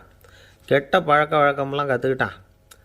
அவன் இறந்து போனால் நிச்சயம் அவனுக்கு நரகம்தான் கிடைக்கும். அந்த அளவுக்கு கெட்டவன் அவன். அப்படிப்பட்ட காரியங்கள்லாம் பண்ணிகிட்ருக்கான், எனக்கு தெரியும். இவனுக்காக நரகத்தில் கூட யாரும் தயவு காட்ட மாட்டாங்க, தாட்சண்யம் காட்ட மாட்டாங்க. அதனால் இவனுக்கு முந்தி நான் இறந்து நரகத்துக்கு போயிட்டா அங்கே இவனை கவனிச்சிக்கலாமே, இவனுக்கு பணிவிடை செய்யலாமேன்னு பார்க்குறேன் அப்படின்னு நாங்களாம். அதனால தான் நான் நரகத்துக்கு போகணும்னு தினம் ஆண்டவனை வேண்டிகிட்டு இருக்கிறேன் அப்படின்னு கண்கலங்கி அந்த அம்மா சொன்னாங்களாம். அதுதான் தாய் உள்ளம்ங்கிறது. தாயின் பெருமையை சரியாக உணர்ந்துட்டா அவங்களுக்கு எப்பவும் எந்த கஷ்டமும் வராது. இது ஏதோ உபதேசத்துக்காக சொல்கிற வார்த்தை இல்லை, உண்மையான வார்த்தை. இந்த விவரத்தையெல்லாம் நண்பர் ஒருத்தர்கிட்ட சொல்லிக்கிட்டு இருந்தேன். அவர் கொஞ்ச நாள் கழித்து என்னை தேடி வந்தார். அவர் கையிலேயும் 4 பல்லு வச்சுருந்தார். என்னங்க ஆச்சு, ஏதுங்க இந்த பல்லு அப்படின்னு விசாரித்தோம். உங்கள் உபதேசத்தை கேட்டுவிட்டு இந்த உலகத்தில் எல்லாரையும் தாயாக நினைக்க ஆரம்பிச்சிட்டேன். ஒரு அம்மாவை கடத்தரில் பார்த்து தாயேன்னு கூப்பிட்டேன். அவங்க உடனே பலார்னு என்னை அரைஞ்சிட்டாங்க. பல்லு விழுந்துட்டுது. அதை தான் பொறுக்கி எடுத்துக்கிட்டு நேராக உங்களை தேடி வந்துக்கிட்டு இருக்கிறேன்னார். தாயேன்னு தானே கூப்பிட்டீங்க, அதுக்கு ஏன் அரைஞ்சாங்க அப்படின்னு கேட்டோம். நான் தாயேன்னு கூப்பிட்டது அவங்க காதில் நாயேன்னு விழுந்துட்டு தான், அதுதான் அப்படி ஆயிட்டுது அப்படின்னார். ஊருக்கு வெளியில் அமைதியான ஒரு இடம், அங்கே ஒரு ஆசிரமம், அங்கே ஒரு சாமியார். அவர் தினமும் நல்ல போதனைகள்லாம் செய்வார். பல பேர் போய் அங்கேயே சில நாள் தங்கியிருந்து அவர் சொல்கிற அறிவுரைகளை எல்லாம் கேட்டுக்கிட்டு வர்றது வழக்கம். ஒரு தடவை அவரை பார்த்துட்டு போகிறதுக்காக 3 வெளியூர் தம்பதிகள் வந்தாங்களாம். அந்த மடத்திலேயே சாப்பிட்டுக்கிட்டு தங்கியிருந்து அவங்களுடைய போதனைகளை கேட்டுக்கிட்டு போகணுங்கிறது அவங்க நோக்கம். காலையில் குளிச்சுட்டு பூஜையில் உட்காந்தார் அந்த சுவாமி. இவங்களும் குளிச்சுட்டு அந்த பூஜையை பார்க்குறதுக்காக அவர் முன்னாடி உட்காந்தாங்க. பூஜை ஆரம்பமாச்சு. சம்பிரதாயப்படி அது ரொம்ப நேரம் நடந்துக்கிட்டே இருக்குது. இவங்களுக்கு நல்ல பசி இருந்தாலும் இந்த நேரத்தில் அதை எப்படி வெளியில் காட்டிக்கிறது? பேசாமல் இருந்தாங்க. அந்த சுவாமி பூஜையை முடித்தார். அதுக்கப்புறம் பேச ஆரம்பித்தார். பேச்சு அருமையாக தான் இருந்தது, அமிர்தமாக தான் இருந்தது. இருந்தாலும் இவங்களுக்கு இருக்கிற வயிற்று பசி அது சரியாக கவனிக்க விடலை. அந்த சுவாமியே இதை கவனித்ததா தெரியல. இவங்களுக்கு மனசுக்குள்ளே ஒரு எண்ணம், உள்ளே சாப்பாடு தயாராகிட்டு இருக்கும் போல இருக்குது. இந்த பேச்சு முடிஞ்சது நம்மளை உள்ளே அழைச்சிட்டு போய் சாப்பாடு போடுவாங்கன்னு நினைக்கிறோம் அப்படின்னு இவங்களாம் நினச்சிக்கிட்டாங்க. ஆனால் சுவாமி இதை பற்றி எதுவுமே பேசலை, கண்டுக்கலை. ஒரு அம்மாவால் அதுக்கு மேலே சும்மா இருக்க முடியுமா? முடியல. சாப்பாட்டை கவனிக்கலாமா அப்படின்னு சொல்லி மெதுவாக ஆரம்பித்தாங்க. ஓ, கவனிக்கலாமே அப்படின்னு உள்ளே அழைச்சிட்டு போனார் சுவாமி. இவங்க ரொம்ப அவசரமாக எழுந்திரிச்சு உள்ளே ஓடினாங்க. அங்கே ஒரு மேஜை மேலே ஒரு கிண்ணம் மூடி இருந்தது. ஓ, இதுதான் சாப்பாட்டு மேஜை போல இருக்குது, இங்கே சாப்பாடு வந்துடும் அப்படின்னு நினச்சாங்க. உடனே போய் சுற்றி உட்காந்துக்கிட்டாங்க. சுவாமி அந்த கிண்ணத்தை எடுத்து அந்த அம்மா கிட்ட கொடுத்தார். அவங்க அதை வாங்கி மூடியை திறந்து பார்க்குறாங்க. உள்ளே ஒரு சாவி இருக்குது. ஓ, சரிதான், இது சமையலறை சாவி போல் இருக்குது. அங்கே போய் அதை திறந்து சாப்பாட்டை நாமே எடுத்துக்கிட்டு இங்கே வச்சுக்கிட்டு சாப்பிட்ணும் போல இருக்குது அப்படின்னு நினச்சாங்க. சாவி இருக்கு இல்லையா, வாங்க பூட்டு நிறையா காட்டுறேன் அப்படின்னு சுவாமி அவங்கள அழைச்சிட்டு போனார், காட்டினார். இவங்க அந்த அறையை ரொம்ப ஆவலோடு திறந்தாங்க. உள்ளே பார்த்தா அங்கே அரிசி, பருப்பு, விதவிதமான காய்கறி எல்லாம் இருக்குது. சமையலுக்கு வேண்டிய மிளகாய், எண்ணெய், பால், தயிர், நெய் இப்படி எல்லாமே இருக்குது. அடுப்பு, விறகு, நெருப்பு போட்டி அது கூட அங்கே இருக்குது. சாப்பாடு தயாராக இருக்கும்னு நினச்சிக்கிட்டு போனால் இப்படி இருக்குதே அப்படின்னு சொல்லி அதை பார்த்ததும் ரொம்ப சோர்ந்து போயிட்டாங்க அவங்க. சுவாமி என்ன இது சாப்பாடு இல்லையா அப்படின்னாங்க. அதுதான் சாப்பாட்டுக்கு வேண்டிய எல்லாம் இங்கே இருக்குதே, அடுப்பு மூட்டி நீங்கள் தான் அவங்கவுங்க ருசிக்கு தகுந்த மாதிரி சமைச்சிக்கணும். இந்த சன்னியாசிக்கு எப்படி சமைக்க தெரியும் அப்படின்னு கேட்டார் சுவாமி. சாப்பாடு தயாராக இருக்கும்னு நாங்கள் எதிர்பார்த்தோம் அப்படின்னாங்க. நீங்கள் இப்படி சொல்லுவீங்கன்னு நானும் எதிர்பார்த்தேன். இது வரைக்கும் நான் எவ்வளவோ தத்துவம்லாம் எடுத்து சொன்னேன். எல்லாத்தையும் விட இதுதான் அனுபவபூர்வமான தத்துவம். ஆண்டவன் நமக்கு நல்ல மனசை கொடுத்துருக்குறான், நல்ல வாய்ப்புகளையும் தந்திருக்கிறான், அதையெல்லாம் பயன்படுத்திக்கக்கூடிய மூளையையும் சிந்தனையையும் கொடுத்துருக்குறான். அதனால் அடுப்பை தான் நீங்கள் மூட்டணும், அடுப்பை நீங்கள் தான் மூட்டணும், உங்களுக்கு உகந்ததை நீங்கள் தான் சமைச்சு ருசித்து அனுபவிக்கணும். ஆண்டவனே அதை செஞ்சுக்கிட்டு இருக்க மாட்டான் அப்படின்னாராம் அந்த சுவாமி. நம்முடைய வாழ்க்கையில் பல நல்ல பலன்களை பெறுறதுக்கு நாம் தான் முயற்சி பண்ணணும். அதுக்குரிய சூழ்நிலையை தான் ஆண்டவன் கொடுப்பானே தவிர அதை விளக்கிறதுக்காக தான் அந்த சுவாமி அப்படி செஞ்சு காட்டியிருக்கிறார். இது ஒரு பெரியவர் இப்படி ஒரு விளக்கம் கொடுத்தார். அதுக்கப்புறம் அந்த 3 தம்பதிகளும் தெளிவடைஞ்சுட்டாங்களாம். நாம் தெளிவடைகிறது எப்போங்கிறது தான் தெரியல அப்படின்னு பல பேர் இதை கேட்டுட்டு சொல்லிகிட்டு இருக்கிறாங்க. இந்த கதையை நம்முடைய நண்பர் ஒருத்தர்கிட்ட சொன்னேன். அந்த நண்பர் ரொம்ப சந்தோஷப்பட்டார். நீங்கள் சொல்கிறது கரெக்டு சார், ஆனால் நான் அதை விட ஒரு படி மேலே சார். எனக்கெல்லாம் அரிசி பருப்பு இருக்கிற ரூம் எதுன்னு கையை காட்டிட்டா போதும், உடனே கிண்ணத்துலேருந்து சாவியை எடுத்து கொடுக்கணுங்கிற அவசியம்லாம் இல்லை எனக்கு. அப்புறம் எப்படி ரூமை திறந்துருவீங்க அப்படின்னு கேட்டேன். பூட்டை உடச்சி திறந்துருவேன், அதுதான் எனக்கு பழக்கம் அப்படிங்கிறார். ஐயா, என்னுடைய நூல் வெளியீட்டு விழாவுக்கு அவசியம் நீங்கள் வரணும் அப்படின்னு கூப்பிட்டார் ஒருத்தர். எப்போ வரணும்னு கேட்டேன். அடுத்த வாரம்னார். சரி, புத்தகம் தயாராகிட்டுதா அப்படின்னேன். நாளைக்கு தான் அச்சிக்க கொடுக்க போகிறேன்னார். என்னங்க இது, புத்தகம் அச்சிடுறதுக்கு முன்னாடியே அழைப்புதழை அச்சடிச்சு விட்டீங்களே அப்படின்னு கேட்டேன். அதனால் என்னங்க, அந்த காலம் மாதிரி அப்போல்லாம் அச்சுக்கலை எவ்வளவோ முன்னேறியாச்சுங்க. Linotype, monotype, phototype, laser, இப்படி என்னென்னமோ வந்தாச்சு. இன்றைக்கி கொடுத்தா நாளைக்கே புத்தகம் தயார் அப்படின்னார். இப்படி இந்த அளவுக்கு முன்னேறி இருக்கிற இந்த அச்சுக்கலை ஆரம்பத்தில் எப்படி இருந்தது தெரியுமா? அந்த காலத்தில் காகிதம்னா என்னென்னே தெரியாது, அப்படி ஒன்று கண்டுபிடிக்கப்படவே இல்லை. அப்போல்லாம் எதையாவது ஒன்று எழுதணும்னா அதுக்கு ஆட்டு தோலை தான் பயன்படுத்தி இருக்கிறாங்க. கண்ணுக்குட்டி தோல் கூட அதுக்கு உபயோகப்பட்டு தான். ஐரோப்பாவில் இருந்த பாதிரியார்கள் தோலில் எழுதப்பட்ட புத்தகத்தை தயாரிக்கிறதுல ரொம்ப கெட்டிக்காரங்களாம். எகிப்து, அப்புறம் மத்திய தரைக்கடல் ஓரத்தில் உள்ள நாடுகள், இங்கெல்லாம் தோல் தான் எழுதுபொருளாக பயன்பட்டு வந்திருக்குது. ஆனால் நம்ம நாட்டில் ஓலைச்சுவடிகளை எழுத்துக்கு பயன்படுத்தியிருக்கிறாங்க. எழுதுறதுக்கு தோலை பயன்படுத்தினவங்க பிறகு பேப்பரைஸ் அப்படிங்கிற கோரை புல்லை அதுக்கு பயன்படுத்தினாங்களாம். இதெல்லாம் அப்படி கொஞ்சம் கொஞ்சமாக கண்டுபிடிச்சிட்டு வந்திருக்கிறாங்க. அந்த புல்லை கச்சிதமாக நறுக்க வேண்டியது, நல்லா பதப்படுத்த வேண்டியது, அதுக்கப்புறம் அதில் எழுத வேண்டியது, அவ்வளவுதான். பேப்பருங்கிற சொல்லே இந்த பேப்பைரஸ் அப்படிங்கிறதுலேருந்து வந்தது தான். அதுக்கப்புறம் தான் காகிதம் வந்தது. இதை முதல்ல சீன நாட்டில் தான் கண்டுபிடிச்சாங்க.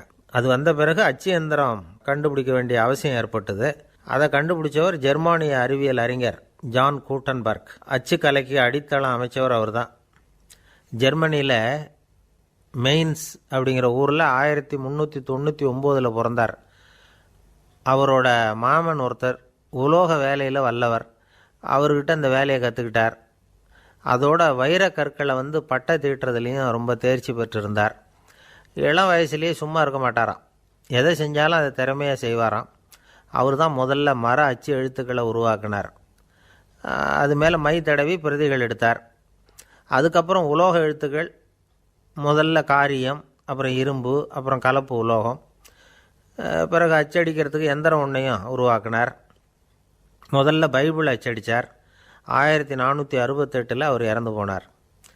16ஆம் நூற்றாண்டில் மேலை நாடுகளிலிருந்து மர எழுத்துக்களை கொண்டுகிட்டு தமிழ்நாட்டில் கிறிஸ்தவ நூல்களை அச்சிட்டாங்க. அப்போல்லாம் அச்சகங்கள் போதிய அளவுக்கு இங்கே இல்லை. அதுக்கு என்ன காரணம்னா, இந்தியர்கள் அச்சகங்களை நடத்தக்கூடாது அப்படின்னு சட்டம். 1835 வரைக்கும் அந்த சட்டம் நடைமுறையில் இருந்தது. இந்த நிலைமையில் அங்கேயும் இங்கேயுமா 1-2 அச்சகங்கள் ஆரம்பமாச்சு. 1713 தரங்கம்பாடியில் லூத்தரன் மிஷன் அச்சகம், அதே ஆண்டில் சென்னையில் எஸ்பிசிகே அச்சகம். இது ரெண்டும் தான் இந்தியாவில் முதல்ல தொடங்கப்பட்ட அச்சகங்கள். ஆட்டுத்தோல்லையும் ஓலைச்சுவடியிலையும் எழுதப்பட்ட எழுத்துக்கள் இன்றைக்கி எங்கேயோ போயிடுது. ஆனால் நம்ம ஊரில் எழுத்தாளர்கள் நிலைமை தான் ஒன்றும் சொல்லிக்கிறது மாதிரி இல்லை. நம்ம ஆள் ஒருத்தர் சொன்னார், சார், நான் சொந்தத்தில் ஒரு அச்சாபீஸ் வச்சுருந்தேன், இப்போவும் வச்சுருக்கிறேன். அதனால் என்னுடைய படைப்புகளை புத்தகமாக வெளியிடுறதில் எனக்கு ஒன்றும் கஷ்டம் இல்லை. வருஷத்துக்கு ஒரு புத்தகம் எழுதி வெளியிட்டுருவேன். 15 வருஷமாக இலக்கிய உலகத்துக்கு இப்படி சேவை செஞ்சுக்கிட்டு வர்றேன். ஆனால் இந்த வருஷம்தான் வாசகர்கள் எனக்கு பாராட்டு விழா நடத்தியிருக்கிறாங்க அப்படின்னார். இந்த வருஷம் அப்படி என்ன விசேஷம் அப்படின்னு கேட்டோம். இந்த வருஷம்தான் நான் எந்த புத்தகம் எழுதி வெளியிடாமல் இருந்தேன், அதுக்காகத்தான் எனக்கு இந்த பாராட்டு விழா அப்படின்னார். ஒரு நண்பர் இருக்கார். எப்போ பார்த்தாலும் கையில் ஒரு புத்தகம் இருக்கும். புத்தகம் இல்லாமல் எங்கேயும் புறப்பட மாட்டார். எதுக்காக இப்படி எடுத்துகிட்டு போகிறீங்க அப்படின்னு கேட்டால், எனக்கு இது ஒரு நல்ல நண்பன் மாதிரி. இந்த காலத்தில் எங்கே போனாலும் காத்திருக்க வேண்டியிருக்கு. அது மாதிரி சமயத்தில் நான் நண்பன் கூட பேசிக்கிட்டு இருப்பேன் அப்படிம்பாரான். ஒருத்தர் ஒரு பெரிய அரச பதவியில் இருந்தார். அவர் பதவியிலேருந்து இறங்க வேண்டிய சூழ்நிலை. அரசு கொடுத்துருந்த வீட்டை விட்டுட்டு வெளியில் வர்றார். வரும்பொழுது 2 கையிலையும் 2 பெட்டியை எடுத்துகிட்டு வந்தாராம். சார், உங்களுடைய உடைமைகள் அப்படின்னு கேட்குறாங்க அங்கே இருந்த ஊழியர்கள். இவர் தன்னுடைய கையில் இருக்கிற பெட்டியை காட்டி, இதுதான் என்னுடைய சொத்து அப்படின்னாராம். ஒரு பெட்டியில் அவருடைய உடைகள், இன்னொரு பெட்டியில் அவர் விரும்பி படிக்கிற புத்தகங்கள். அவ்வளவுதான். இதுதான் இருந்துதான். புத்தகம் படிக்கிறது மனசுக்கு நல்லதுங்கிறது நமக்கு தெரியும். புத்தக வாசிப்பு உடம்புக்கும் நல்லதுங்கிறாங்க. அது நமக்கு ஆச்சரியமாக தான் இருக்குது. ஒரு நபர் ஒரு வருஷத்தில் சராசரியாக 2000 பக்கங்களை படிச்சிருக்கணுமா, யுனெஸ்கோ பரிந்துரை. ஆனால் நம்ம நாட்டில் நாம் சராசரியாக படிக்கிறது 32 பக்கங்கள். அவ்வளவுதான். இவ்வளவுக்கு நம்ம நாட்டில் 6000த்துக்கும் மேற்பட்ட நாளேடுகள், 2000த்துக்கும் மேற்பட்ட இதழ்கள், மலர்கள், இவ்வளவு இருந்தும் சரியாக வரல. இந்த உலகத்தில் முதல் நூலகம் எங்கே எப்போ ஆரம்பமாச்சு தெரியுமா? கிமு 2500ஆம் ஆண்டில் அது ஆரம்பமாயிருக்குது.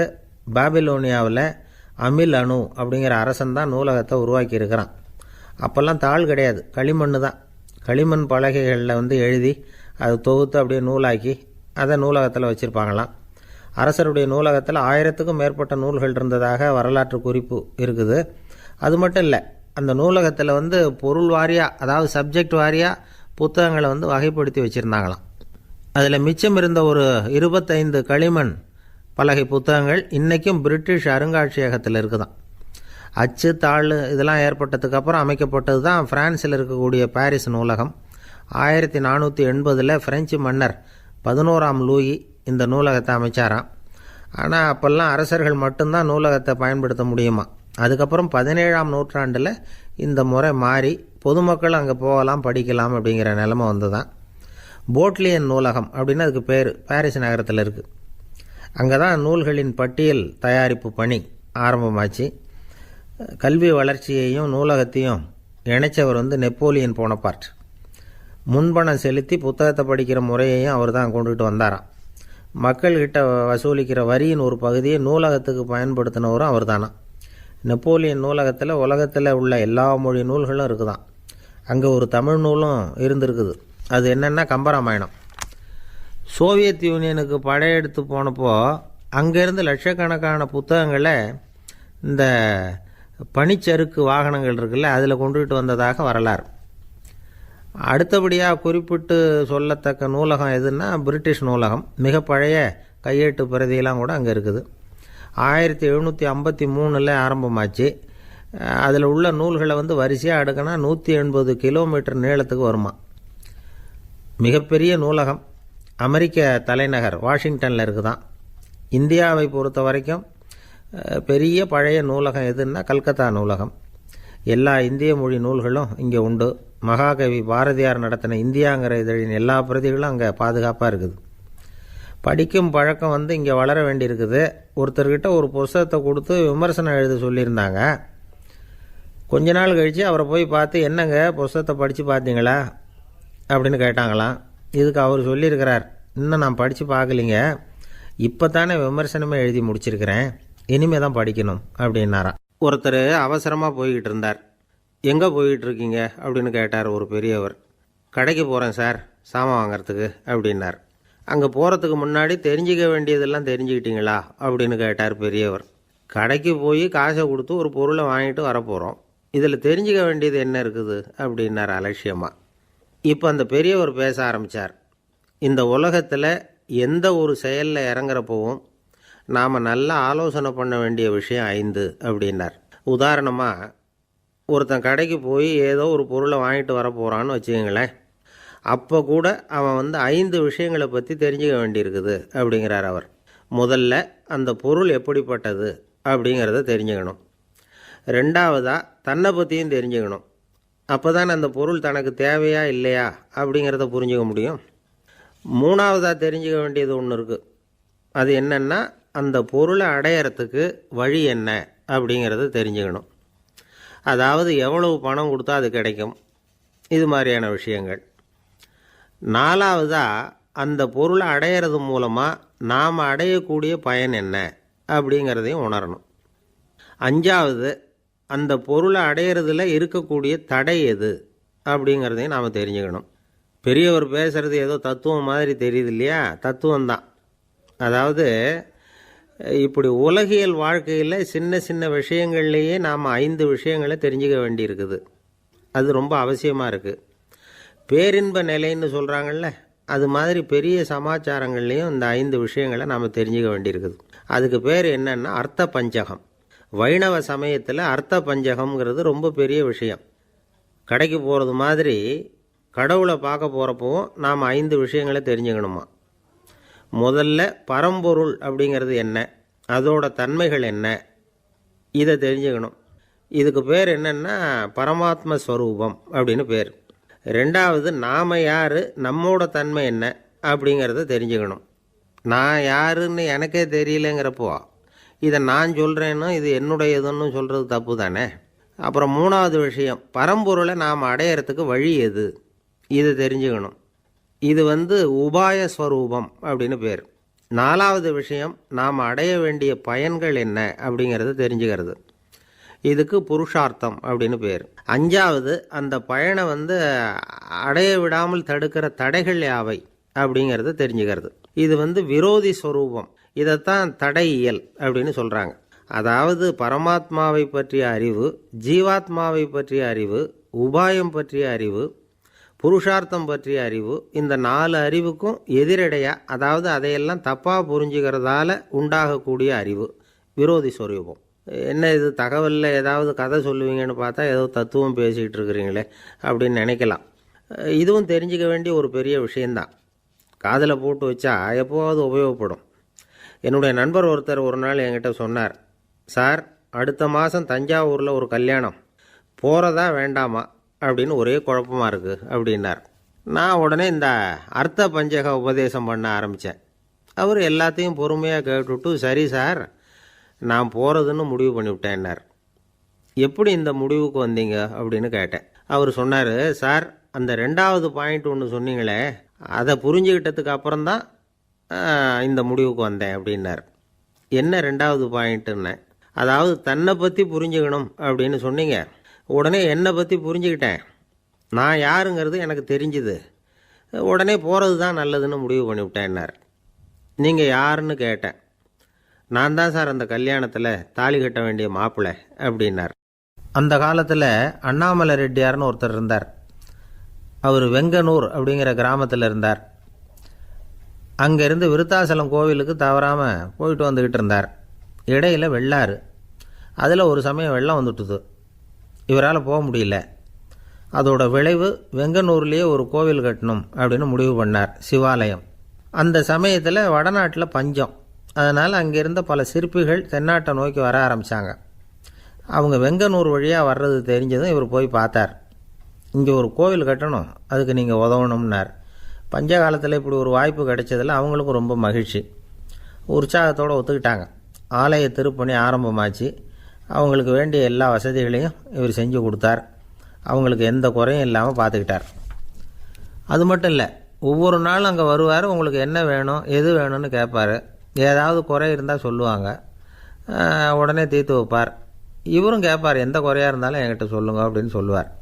அதை தவிர இவராகவே கவனித்தும் அவங்களுக்கு என்னென்ன தேவைங்கிறத கண்டுபிடிச்சி அதையெல்லாம் கொடுத்துக்கிட்டு இருப்பார்.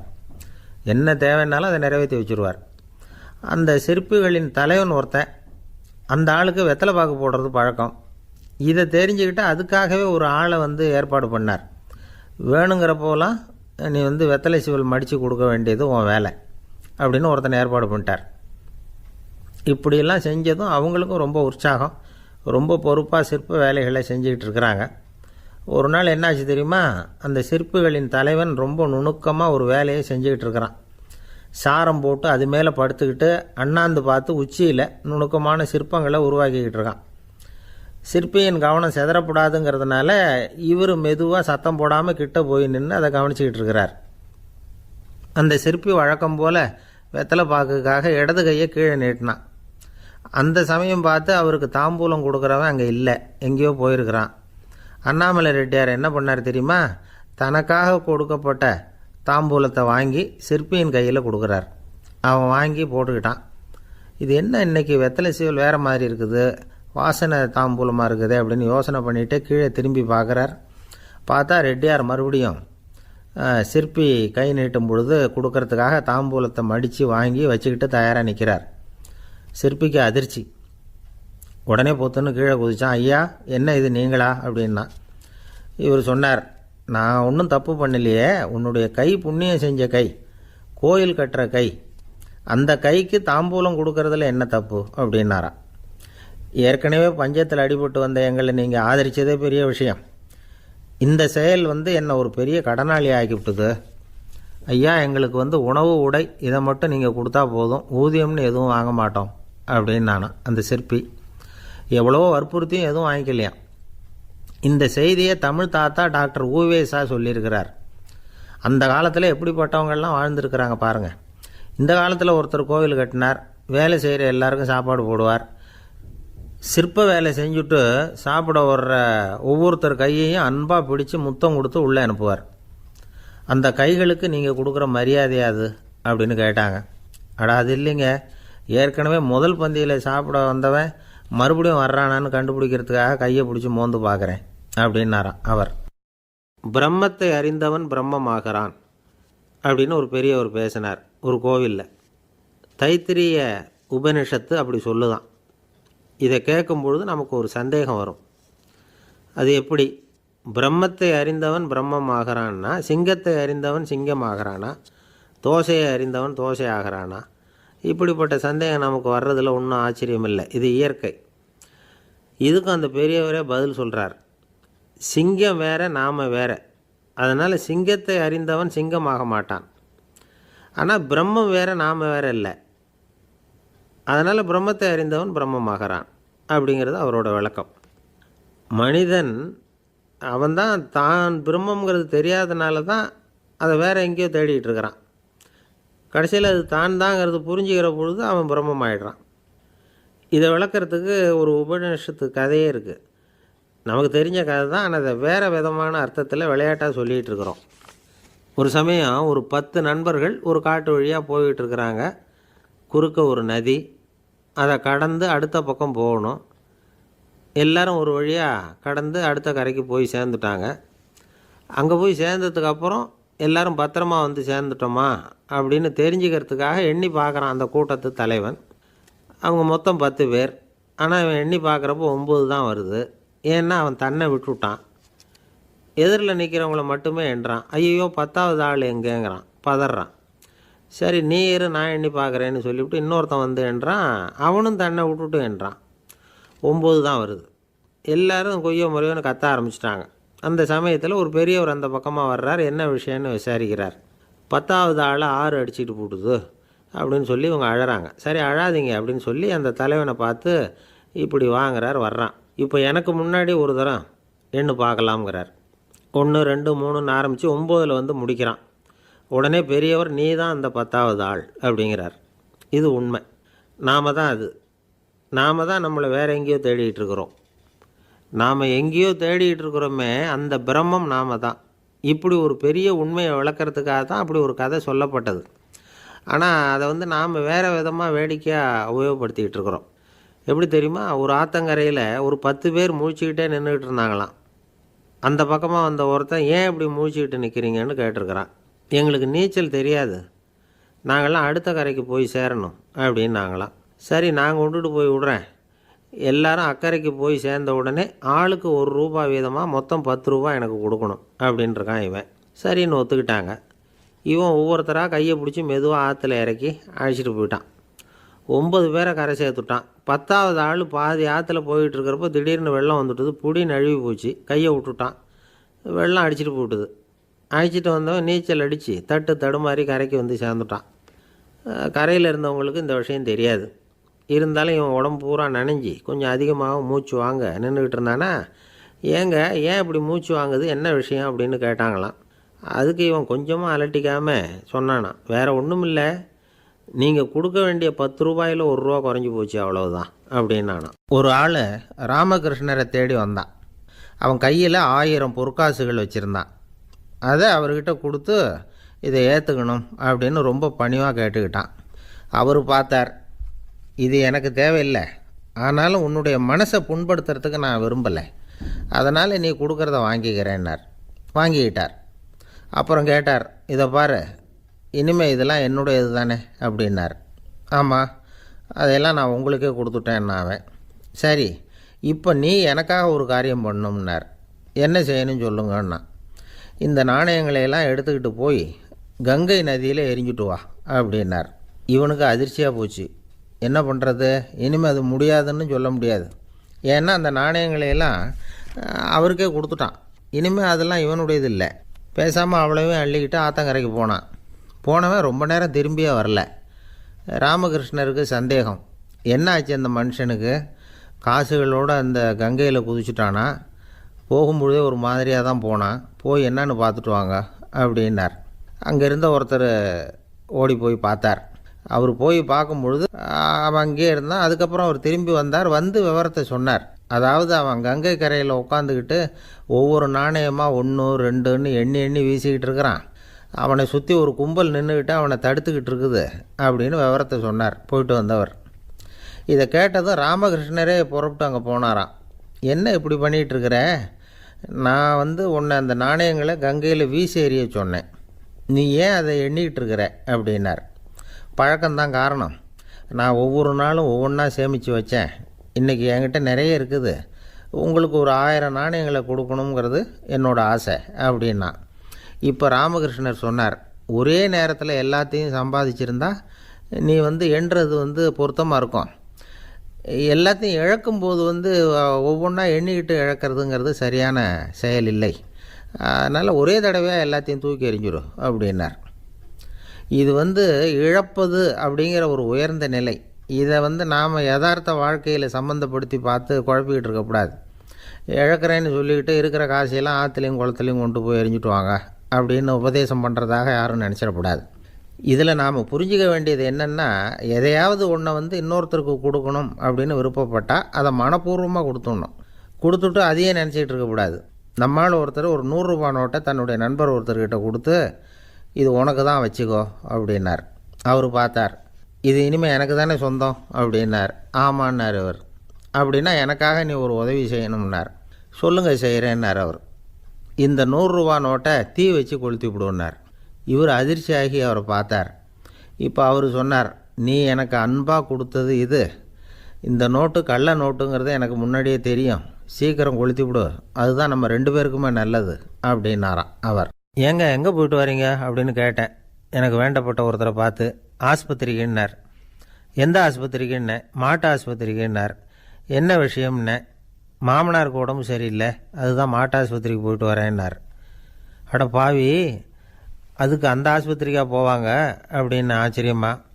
அட அது இல்லைப்பா, முதல்ல எங்கள் குடும்ப டாக்டர் தான் தேடிக்கிட்டு போனேன், அவர் அந்த நேரத்தில் அவர் வளர்க்குற நாய்க்குட்டிக்கு உடம்பு சரியில்லைன்னு சொல்லி அதை தூக்கிக்கிட்டு மாட்டு ஆஸ்பத்திரிக்கு போயிட்டாராம் சொன்னாங்க, அதனால் அங்கே போய் அவரை சந்தித்து விஷயத்தை சொல்லிவிட்டு வர்றேன்னார். அப்புறம் தான் எனக்கு கொஞ்சம் நிம்மதியாக இருந்தது. பொதுவாக நமக்கு தெரிஞ்ச வரையில் டாக்டர்கள் 2 வகை. நமக்கு வைத்தியம் பண்ணுற டாக்டர்கள் ஒரு வகை, நம்மக்கிட்ட இருக்கிற ஆடு மாடு கோழிக்கு வைத்தியம் பண்ணுற டாக்டர்கள் ஒரு வகை. இப்போ தான் எனக்கு தெரியும் இன்னொரு வகையான டாக்டர்களும் உண்டுங்கிறது. அது யாருன்னா, பூச்சிகளுக்கு வைத்தியம் பண்ணுற டாக்டர்கள், அதாவது பூச்சி டாக்டர்கள். வெளிநாடுகளில் அப்படிலாம் கூட சில பேர் இருக்கிறாங்க. பிரிட்டனில் யார்க்ஷயர் வட்டாரத்தில் ராதர்ஹாம் அப்படின்னு ஒரு ஊர், அங்கே ஒரு விலங்கியல் மருத்துவர் பேர் டாக்டர் லான்ஸ் ஜெப்சன். அவர் ஆஸ்பத்திரி வாசலில் பார்த்தீங்கன்னா தினமும் நிறைய பேர் நின்றுக்கிட்டு இருப்பாங்க. கையில் கண்ணாடி குடுவை, தகர டப்பா இப்படி ஏதாவது இருக்கும். அதுக்குள்ளே ஏதாவது பூச்சிகள் இருக்கும். அதுக்கு வைத்தியம் பண்ணுறதுக்காக வந்தவங்க தான் அவங்கெல்லாம். சிலந்தி பூச்சி, பல்லி, தேள், பாம்பு இப்படி ஏதாவது இருக்கும். பொழுதுபோக்காக சில பேர் நாய், பூனை, கிளி, மைனா, புறா இப்படி ஏதாவது வளர்க்குறாங்கல்ல, அது மாதிரி இப்போல்லாம் தேள், பல்லி, பாம்பு, பூச்சி இதையெல்லாம் வளர்க்க ஆரம்பிச்சிட்டாங்களாம். இது ஒரு புது ஃபேஷன். இப்போ கூண்டுக்குள்ளே டப்பாக்குள்ளே போட்டு வளர்க்குறது, அதுக்கு ஏதாவது நோய் வந்துட்டுதுன்னா வைத்தியம் பண்ணுறதுக்கு டாக்டர்கிட்ட வந்துட வேண்டியது, இப்படி இந்த பழக்கம்லாம் நிறையா வந்துட்டுது. ரத்தம் உறிஞ்சிற அட்டைகள் கூட இவங்ககிட்ட வைத்தியத்துக்கு வருதான். சிலந்திகளில் செங்கால் சிலந்தின்னு ஒரு வகை. மத்திய அமெரிக்க காடுகளில் இது அதிகம். சிலந்திகள்லேயே ரொம்ப விலை உசந்தது இந்த ரகம்தான். கால்களில் சிவப்பு கோடுகள் இருக்கும். இந்த இனம் இப்போ குறைஞ்சிக்கிட்டே வர்றதுனால சர்வதேச விதிகளின்படி இவற்றின் ஏற்றுமதி இறக்குமதிக்கு தடை விதிக்கப்பட்டிருக்குது.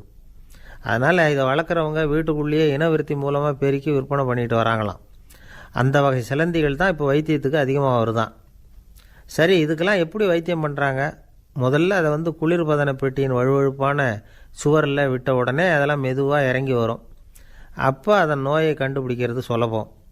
அப்புறம் அதுக்கு கிருமிகளை கொல்லக்கூடிய மருந்துகளையோ வலி நிவாரண மருந்துகளையோ கொடுப்பாங்க. கால் உடஞ்ச சிலந்திகளுக்கு பசையை கொண்டு ஆப்ரேஷன் பண்ணுவாங்க. சில சிலந்திகளுக்கு உடஞ்ச காலை எடுத்துட்டா புதிய கால் வளர்ந்துடும். சிலந்திகளை மனிதர்கள் கையில் எடுக்கிறப்போ அது பயந்து போய் கீழே குதிக்குது. அதனால் கால் உடஞ்சி விடுது, இல்லைன்னா வயிறு சேதமடையுது. அந்த நிலைமையில் வர்ற சிலந்திகளுக்கு மயக்க மருந்து கொடுத்து ஆப்ரேஷன்லாம் கூட பண்ணுறாங்களாம். பார்த்தீங்களா பூச்சிகளுக்கு வந்த வாழ்வே.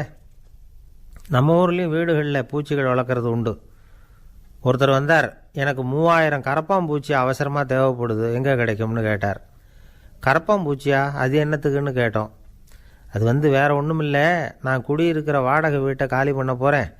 வீட்டு சொந்தக்காரர் என்ன சொல்கிறாருன்னா, இந்த வீட்டுக்கு நான் குடி வந்தப்போ எப்படி இருந்ததோ அதே நிலைமையில் விட்டுட்டு போகணும்னு வீட்டுக்காரர் சொல்லியிருக்கிறார், அதனால தான் கேட்டேன் அப்படின்னார். ஒரு தந்தை தன்னோட பிள்ளைய ரொம்ப தைரியசாலியாக வளர்க்கணும்னு ஆசைப்பட்டார். அதுக்காக அவனை கூப்பிட்டு உட்கார வச்சு இப்படி உபதேசம் பண்ணார். இதை பாருப்பா, நான் உன்னாட்டம் இருக்கிறப்போலாம் எதுக்கும் பயப்பட மாட்டேன், ரொம்ப துணிச்சலாக இருப்பேன். ஒரு நாள் ஒரு அப்பாவி எலியை ஒரு பூனை துரத்திட்டு ஓடிச்சு. நான் உடனே என்ன செஞ்சேன் தெரியுமா? அந்த பூனையை பிடிச்சேன், அது வாலில் ஒரு பட்டாசு சரத்தை கட்டினேன், கொளுத்தி விட்டேன். படபடன்னு வெடிக்க ஆரம்பிச்சுட்டுது. அது துள்ளிக்கிட்டு அங்கேயும் இங்கேயும் ஓடி இருக்கு பாரு ஓட்டம், ரொம்ப தமாஷு அப்படின்னார் அப்பா. இப்படி சொல்லிவிட்டு பையனை பார்த்து, இதை கேட்குறதுக்கு உனக்கும் துணிச்சல் வருதா? நான் என்னுடைய செயலை நீ கேட்குறப்போ உனக்கு துணிச்சல் வருதா அப்படின்னு கேட்டார். வருதுன்னா பையன். எப்படின்னா அப்படிங்கிற விவரத்தையும் சொன்னான் அவன். அதாவது எலியை விரட்டினத்துக்காக பூனை வாலில் பட்டாசு கொளுத்துனீங்க நீங்கள், பூனையை விரட்டினத்துக்காக உங்கள் கழுத்தில் பட்டாசு சரத்தை மாட்டினா என்னென்னு தோணுது எனக்கு அப்படின்னு நான் பையன். பையனோட துணிச்சல் அப்பாவே நடுங்க வச்சுட்டுது. அது சரி, ஒரு அப்பா பிள்ளைக்கு இப்படியா உபதேசம் பண்ணுறது? எல்லாருக்கிட்டையும் அன்பாக பழகிறது எப்படி அப்படின்னு சொல்லி கொடுக்கணும். பிஞ்சு உள்ளங்களில் நஞ்சை தூவலாமா? ஒரு நாள் விநாயகர் ஒரு பூனையோடு விளையாடிக்கிட்டு இருந்தாராம். அப்படி ஆசையாக விளையாடிக்கிட்டு இருந்தப்போ அவரோட கை நகம் தவறுதெல்லாம் பூனையோட முகத்தில் பட்டுட்டு தான். அது ஒரு சின்ன கீரலை உண்டாகி விட்டுது. அப்பா அவர் அதை ஒரு பெருசாக நினைக்கல. கொஞ்ச நேரத்துக்கு அப்புறம் விநாயகர் வீட்டுக்கு வந்தார். அவங்க அம்மா பார்வதி தேவியை பார்த்தார். பார்வதி தேவி கன்னத்தில் விரலால் கீறினது மாதிரி ஒரு அடையாளம் இருந்தது. விநாயகருக்கு அதிர்ச்சி, ஆச்சரியம். நம்ம அம்மா இந்த உலகத்துக்கே தாயார், அப்பேற்பட்ட அவங்க முகத்திலேயே கீரலை உண்டாக்கக்கூடியவங்க யாராக இருக்க முடியும் அப்படின்னு யோசனை பண்ணார். தாயே, உன்னுடைய கன்னத்தில் இந்த வடு எப்படிம்மா ஏற்பட்டதுன்னு கேட்டார். குழந்தாய், இது நீ செஞ்ச காரியம்தான்ப்பா, உன்னுடைய கை நகம் கீறினதுனால ஏற்பட்ட வடு தான் இது அப்படின்னாங்க அவங்க. விநாயகர் திடுக்கிட்டு போட்டார். எப்படிம்மா அது? நான் எந்த காலத்துலேயும் ஒன்று அப்படி கீறினதாக எனக்கு நினைவு இல்லையே அப்படின்னார். இன்னைக்கு காலையில் ஒரு பூனையை கீறினதை நீ மறந்துட்டியா அப்படின்னாங்க அந்த அம்மா. விநாயகர் திகைச்சு போய் நின்னார். பார்வதி தேவி சொன்னாங்க, இதை பார்ப்பா, இந்த உலகத்தில் இருக்கக்கூடிய எல்லா உயிர்கள்லேயும் நான் இருக்கிறேன். நான் தான் இந்த உலகமாக ஆகியிருக்கிறேன். ஆகையினால நீ யாரை துன்புறுத்தினாலும் அது உண்மையிலேயே என்ன துன்புறுத்தினதாக தான் முடியும் அப்படின்னாங்க. விநாயகர் மனசுக்குள்ளே ஒரு வெளிச்சம் ஏற்பட்டு தான். அதுக்கப்புறம் அவர் யாரையுமே கல்யாணம் பண்ணிக்காததுக்கு அதுதான் காரணமாக. இந்த உலகத்தில் எல்லாரையும், இங்கே இருக்கிற எல்லாத்தையும் தாயின் வடிவமாக அவர் பார்க்க ஆரம்பிச்சிட்டாராம். குருதேவர் ராமகிருஷ்ணர் இந்த கதையை எடுத்து சொல்லியிருக்கிறார். நபிகள் நாயகம் ஒரு தடவை ஒரு நாற்காலியில் உட்காந்து என்னமோ யோசனை பண்ணிகிட்டு இருந்திருக்கிறார். அப்போ அவரோட உடையில் ஒரு கீழ்ப்பகுதி தரையில் படிஞ்சு கிடந்திருக்குது. அங்கே விளையாடிக்கிட்டு இருந்த ஒரு பூனை அது மேலே வந்து படுத்து தூங்கி போச்சு. தொழுகை செய்ய வேண்டிய நேரம் வந்துட்டது. நபிகள் நாயகம் எழுந்திருக்க பார்த்தார். அப்போ தான் பூனை தன்னோட உடை மேலே படுத்து தூங்கிட்டு இருக்கிறது கண்ணில் படுது. பூனையோட தூக்கத்தை கலைக்க விரும்பல. அவர் தன்னுடைய சகோதரியை கூப்பிட்டார். ஒரு கத்திரிக்கோல் எடுத்துகிட்டு வர சொன்னார். பூனை படுத்திருந்த உடைப்பகுதி மட்டும் இருக்குல்ல, அதை மட்டும் அதோட கத்திரிச்சு விட்டுட்டு அதுக்கப்புறம் அவர் எழுந்திரிச்சு தொழுகைக்கு போனாராம். அதாவது பிற உயிர்கள்கிட்ட எப்படி அன்பு காட்டணுங்கிறத பெரியவங்க எவ்வளவோ விதத்தில் நமக்கு எடுத்து காட்டியிருக்கிறாங்க. இருந்தாலும் எத்தனை பேர் மனசில் அதெல்லாம் உரைச்சிருக்குது. நாமளும் நம்ம ட்ரெஸ்ஸு மேலே ஒரு பூனை படுத்திருந்தா ஒரு கத்திரிக்கோலை தான் தேடுவோம், எடுத்துக்கிட்டு வர சொல்லுவோம். துணியை வெட்டுறதுக்கு பதிலாக இல்லை அதோட வாழை வெட்டினா என்ன அப்படின்னு தோணும். ஒரு ஆள் ரொம்ப பிரியமாக ஒரு பூனையை ஆற்றுல குளிப்பாட்டிக்கிட்டு இருந்தானா. எப்படி? அந்த பூனையை ஆற்று தண்ணியில் அமுக்கி அமுக்கி குளிப்பாட்டிக்கிட்டு இருக்கிறான். அந்த வழியாக போன பெரிய ஒருத்தர் இதை பார்த்தார். இதை பார்ப்பா, பூனையை அது மாதிரி ஆற்று தண்ணியில் அமுக்கி குளிப்பாட்டாத, மூச்சு திணறி செத்து போடும் அப்படின்னு அட்வைஸ் பண்ணார். நீ போய் அவன் வேலையை பார்த்துக்கிட்டு, எனக்கு எல்லாம் தெரியும்னு ஆயிவேன். சரின்னு அவர் போயிட்டார். கொஞ்ச நேரம் கழித்து அவரே அந்த வழியாக திரும்பி வந்துக்கிட்டு இருந்தார். ஆற்றுல பூனையை குளிப்பாட்டிக்கிட்டு இருந்தவன் அழுதுகிட்டு உட்காந்துருக்கிறான். பக்கத்தில் அந்த பூனை செத்து கிடக்குது. இதை பார்த்தார் பெரியவர். நான் தான் அப்போவே சொன்னேனே அந்த பூனையை ஆற்றுல நினைக்காதேன்னு, அதை கேட்டிருந்தா இப்படி ஆயிருக்குமா அப்படின்னார். அந்த ஆள் கோபமாக இவரை முறைச்சி பார்த்தான். அட போய்யா, இந்த பூனை ஆற்றுல குளித்ததுனால ஒன்றும் செத்து போகல, குளித்ததுக்கப்புறம் அதோட உடம்பு ஈரமாக இருக்குதுன்னு அதை புழிஞ்சேன், அதனால தான் இப்படி ஆயிட்டுது அப்படின்னு. உலகத்தில் எது எதுக்கும் ஆராய்ச்சி கூடங்கள் இருக்குதுல்ல, அது மாதிரி தூக்கத்தை பற்றி ஆராய்ச்சி பண்ணுறதுக்கு ஒரு ஆராய்ச்சி கூடம் இருக்குது. அப்படி ஆராய்ச்சி பண்ணணும்னா அதுக்கு மூழ்கிக்கிட்டு இருக்கணும்ல. அதனால தான் அந்த ஆராய்ச்சி கூடம் இங்கே இல்லை. அமெரிக்காவில் பாஸ்டன் பல்கலைக்கழக மருத்துவமனையில் அது இருக்குது. அங்கே தூக்கத்தை பற்றி பலவிதமான ஆராய்ச்சிகள் பண்ணிகிட்டு இருக்கிறாங்க. அந்த ஆராய்ச்சி கூடத்தில் இயக்குனராக இருக்கிற ஒரு நிபுணர் அவர் என்ன சொல்கிறார் தெரியுமா? உங்களுக்கு தூக்கம் வரலையா, நீங்கள் நல்லா தூங்கிறதுக்கு தாராளமாக சில யோசனைகளை என்னால் சொல்ல முடியும் அப்படிங்கிறார். யோசனை தானே, காசா பணமாக கேட்டு வச்சுக்கலாமே. உணவு, மனநிலை, தூங்கும் இடத்தோட சூழ்நிலை, படுக்கைக்கு செல்கிறப்போ உள்ள பழக்க வழக்கங்கள், இது காரணமாக ஒருத்தருக்கு தூக்கம் வராமல் போகலாம். தூக்கம் வராததுக்கு இதுதான் காரணம்னா அதையெல்லாம் சுலபமாக கட்டுப்படுத்தலாங்கிறார் அவர். தூக்கத்தை வரவழைக்கக்கூடிய ஒரு நல்ல மருந்து உடற்பயிற்சி. ஆனால் ஒன்று, படுக்க போகிற நேரத்தில் இது மாதிரி உடற்பயிற்சிகள் எல்லாம் செய்யக்கூடாது. கொஞ்சம் முன்னாடி பகல்லையே இந்த பயிற்சிகளை செய்கிறது நல்லது. தூக்கம் வராமல் அவதிப்படுறவங்க பிற்பகல் நேரங்களில் காஃபி, டீ இது மாதிரி பானங்களை சாப்பிடக்கூடாது. மது அருந்துறது கூட தூக்கத்தை பாதிக்கும். வெது வெதுப்பான நீரில் குளிக்கிறது, தியானத்தில் ஈடுபடுறது, ஓய்வாக இருக்கிறது, படுக்கிறது, அதாவது படுக்கிறதுக்கு முன்னாடி ஒரு குவளை பால் சாப்பிட்றது, இதெல்லாம் தூக்கத்தை வரவழைக்கிறது ரொம்ப உதவியாக இருக்கும். இன்னொரு விஷயம் என்னென்னா, தூங்கி ஆகணுமேங்கிற கவலை வேண்டியதில்லை. அப்படி நினச்சி கவலைப்படுறதை விட்டுடணும். தூக்கம் வரலையா, உடனே படுக்கையை விட்டு எழுந்திரிக்க வேண்டியது. வெளியில் வாங்க, வேறு ஏதாவது வேலையில் ஈடுபடுங்க, கொஞ்சம் நேரம் உலாவுங்க, அல்லது ஏதாவது ஒரு புஸ்தகத்தை எடுத்து படிங்க. களைப்பு ஏற்பட்டால் மறுபடியும் படுக்கைக்கு போங்க, தூக்கம் தானாக வந்துடும். ஒரு விஷயத்தை மட்டும் நல்லா ஞாபகத்தில் வச்சுக்கணும். படுக்கைக்கு போகிறப்போ உங்கள் மற்ற எல்லா பிரச்சனைகளையும் மறந்துடணும். அது எப்படி சார் முடியும்? அந்த நேரம் தானே எல்லா பிரச்சனையும் வரிசையாக ஞாபகத்துக்கு வருது அப்படின்னு நாம் நினைக்கலாம். ஆனால் பழக்கத்தில் அதை நாம் மாற்றிக்க முடியும். கொஞ்சம் முயற்சி பண்ணணும், அவ்வளோதான். இது எல்லாமே ஆராய்ச்சி பண்ணி பார்த்துட்டு அந்த நிபுணர் சொல்கிற கருத்து தான். இன்னொரு விஷயமும் அவர் சொல்கிறார்.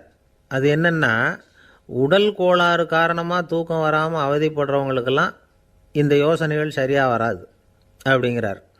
அதுக்கெல்லாம் மருத்துவ சிகிச்சை கொடுத்து தான் சரி பண்ணணும். சில பேருக்கு நடு ராத்திரியில் மூச்சு திணறல் ஏற்பட்டு தூக்கம் வராமல் போயிடும். ஊரெல்லாம் தூங்குறப்போ தான் மட்டும் தூங்காமல் மூழ்கிட்டு இருக்கிறது, ஊரெல்லாம் மூழ்கிட்டு இருக்கிறப்போ தான் மட்டும் தூங்குறது, இது மாதிரி கோளாறுகளால் சில பேர் பாதிக்கப்படலாம். கால் தசை முறுக்கிக்கிறதுனால சில பேருக்கு அடிக்கடி விழிப்பு வரலாம். மன அழற்சி காரணமாக சில பேருக்கு தூக்கம் வராது. இது மாதிரி கோளாறுகளுக்கெல்லாம் அதுக்கு தகுந்த மாதிரி சிகிச்சை கொடுத்து தான் சரி பண்ண வேண்டியிருக்கும். எந்த கோளாறும் இல்லாமல் தூக்கம் வரலைன்னா ஆரம்பத்தில் சொன்ன முறைகளை கடைப்பிடிச்சி பார்க்கலாம். தூக்கம் வந்ததுன்னா யோசனை சொன்ன அந்த நிபுணருக்கு நன்றி சொல்லலாம். ஒருத்தர் ஏன் சார் பஸ்ஸில் தூங்குறது கெட்ட பழக்கமானு கேட்டார். இல்லையே, நான் கூட பஸ்ஸில் போகிறப்ப தூங்கிட்டு தானே போவேன் அப்படின்னார் இன்னொருத்தர். அப்புறம் ஏன் என்ன டிரைவர் வேலை வேணாம்னு வீட்டுக்கு அனுப்பி வச்சுட்டாங்க அப்படின்னாராம் அவர். ஒருத்தரை பார்த்து உன்னுடைய நண்பர்கள் யார் அப்படின்னு ஒரு கேள்வி கேட்டு பாருங்கள். கொஞ்சம் யோசித்து பதில் சொல்லுவாங்க.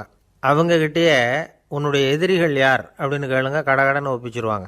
நம்ம மனசு இருக்க அது எப்படின்னா, நம்ம நண்பர்களை விட எதிரிகளை அது நல்லா ஞாபகத்தில் வச்சுக்கும். இது ஒரு ஆச்சரியமான உண்மை. உங்களால் நண்பர்களை மறந்துட முடியும், ஆனால் எதிரிகளை மறந்துட முடியாது. இது ஒரு வேடிக்கையான நிலைமை தான். அழகான தருணங்களை நாம் ஏன் மறந்துடுறோம்? இது இயற்கை. ஏன்னா நம்ம மனசு மலர்களை கவனிக்கிறதில்ல, அதில் இருக்கிற முள்ளை தான் கவனிக்குது. தன்னை காயப்படுத்துகிற எதையும் அது உடனே கண்டுகொள்ளுது. ஒரு தெளிந்த சிந்தனை உடைய மனசு மிக அழகாக உள்ள எல்லாத்தையும் கவனிக்கும். அது நன்றியுடன் உணரக்கூடிய எல்லாத்தையும் பார்த்து குறிச்சிக்கும். இப்படிப்பட்டவங்க வாழ்க்கை இயல்பாகவே நல்லா அமையும். அது ரொம்ப அபூர்வம். மனசில் உள்ள ஒரு சிறிய அமைப்பை மாற்றுவதை பொறுத்து தான் இந்த விஷயம் அப்படிங்கிறார் ஓஷோ. ஒரு யூத கோவில் இருந்து தான், அது யூதர்களின் மடமாகவும் இருந்தது. அங்கே ஒரு தலைமை குரு, அவர் ரொம்ப கண்டிப்பானவர். அந்த கோவிலை ஒட்டி ஒரு தோட்டம். ஒரு நாள் காலையில் அந்த தோட்டத்தில் 2 இளம் யூதர்கள் நடந்து போய்கிட்டு இருக்கிறாங்க. காலையில் 1 மணி நேரம், மாலையில் 1 மணி நேரம் அவங்க அந்த தோட்டத்தில் நடக்கிறதுக்கு அனுமதி உண்டு. மற்ற நேரங்களில் அவங்க மத புத்தகங்களை படிக்கணும், பிற விதிமுறைகளை கடைபிடிக்கணும். அந்த 2 பேருமே தொடர்ந்து புகைப்பிடிக்கிற பழக்கம் உள்ளவங்க. ஆனால் கோவில் மடத்தில் இருக்கிறப்போ அவங்க புகைப்பிடிக்க முடியாது, அது கடுமையான குற்றம். சரி, நாம் தோட்டத்தில் இருக்கிறப்போவாவது புகைப்பிடிக்கலாமா அப்படின்னு ஒரு ஆசை அவங்க 2 பேருக்குமே. இருந்தாலும் பயம். இப்படி கேட்டால் மதகுரு என்ன சொல்லுவாரோ அல்லது என்ன செய்வாரோங்கிற பயம். இப்படியே கொஞ்ச நாள் ஆச்சு. ஒரு நாள் இந்த 2 பேரில் ஒருத்தன் ரொம்ப கலங்கி போய் அந்த கோவிலிருந்து வெளியில் வந்துக்கிட்டு இருந்தான். வந்தவன் நேராக தோட்டத்து பக்கம் போனான். அங்கே இன்னொருத்தன் ஆனந்தமாக புகை பிடிச்சிக்கிட்டு இருக்கிறான். அதை பார்த்து தான் இவனுக்கு அதிர்ச்சி. அட கடவுளே, என்ன இது, நீ கேட்காமலே ஆரம்பிச்சிட்டியா அப்படின்னா. இல்லை நான் கேட்டுவிட்டு தான் ஆரம்பிச்சிருக்கேன்னா அவன். அப்படியா, என்ன மனுஷன் இவர், நானும் தான் கேட்டேன், என்னை கண்ணாமுன்னான்னு திட்டிவிட்டார். இது என்ன கோவிலா இல்லை நரகமா? உனக்கு புகை பிடிக்கணும்னு ஆசையாக இருந்தால் நரகத்துக்கு போகணும்னு சொல்லிவிட்டார். அது சரி, உன்னை மட்டும் எப்படி அனுமதிச்சார் அப்படின்னு கேட்டான் இவன். அவன் சிரிச்சுக்கிட்டே, நீ எப்படி கேட்ட சொல்லு அப்படின்னா. நாம் இந்த தோட்டத்துக்கு வர அனுமதிக்கப்பட்டிருக்கிறதே ஜபத்துக்காகத்தானே, அதனால் நான் ஜபம் சொல்லும் பொழுது புகை பிடிக்கலாமா அப்படின்னு கேட்டேன். அதுக்கு தான் அவர் சத்தம் போட்டு என்னை அடிக்கவே வந்துட்டார் அப்படின்னா இவன். நீ ஒரு மாதிரியாக கேட்டிருக்க, நான் வேறு மாதிரியாக கேட்டிருக்கிறேன். ஜெபம் சொல்லும்போது புகை பிடிக்கலாமான்னு நீ கேட்டிருக்க. ஐயா, புகை பிடிக்கும் பொழுது ஜபிக்கலாமா அப்படின்னு நான் கேட்டேன். அதில் தப்பு ஒன்றும் இல்லை அப்படின்னு பதில் சொல்லிட்டார் அப்படின்னா. ஒரு சிறிய மாற்றம்தான் அது மிகப்பெரிய மாறுதலை ஏற்படுத்தி விட்டது. மனசு நல்ல விதமாக சிந்திக்க ஆரம்பிச்சுட்டுதுன்னா மகிழ்ச்சிக்கு பஞ்சம் இல்லை. ஒரு கஞ்சன் ஆற்றுல விழுந்துட்டான். வெள்ளத்தில் தத்தளிச்சிக்கிட்டு இருக்கிறான். கரையில் நின்ன ஒருத்தர் உன் கையை கொண்டா இப்படி பிடிச்சி இழுத்து கரை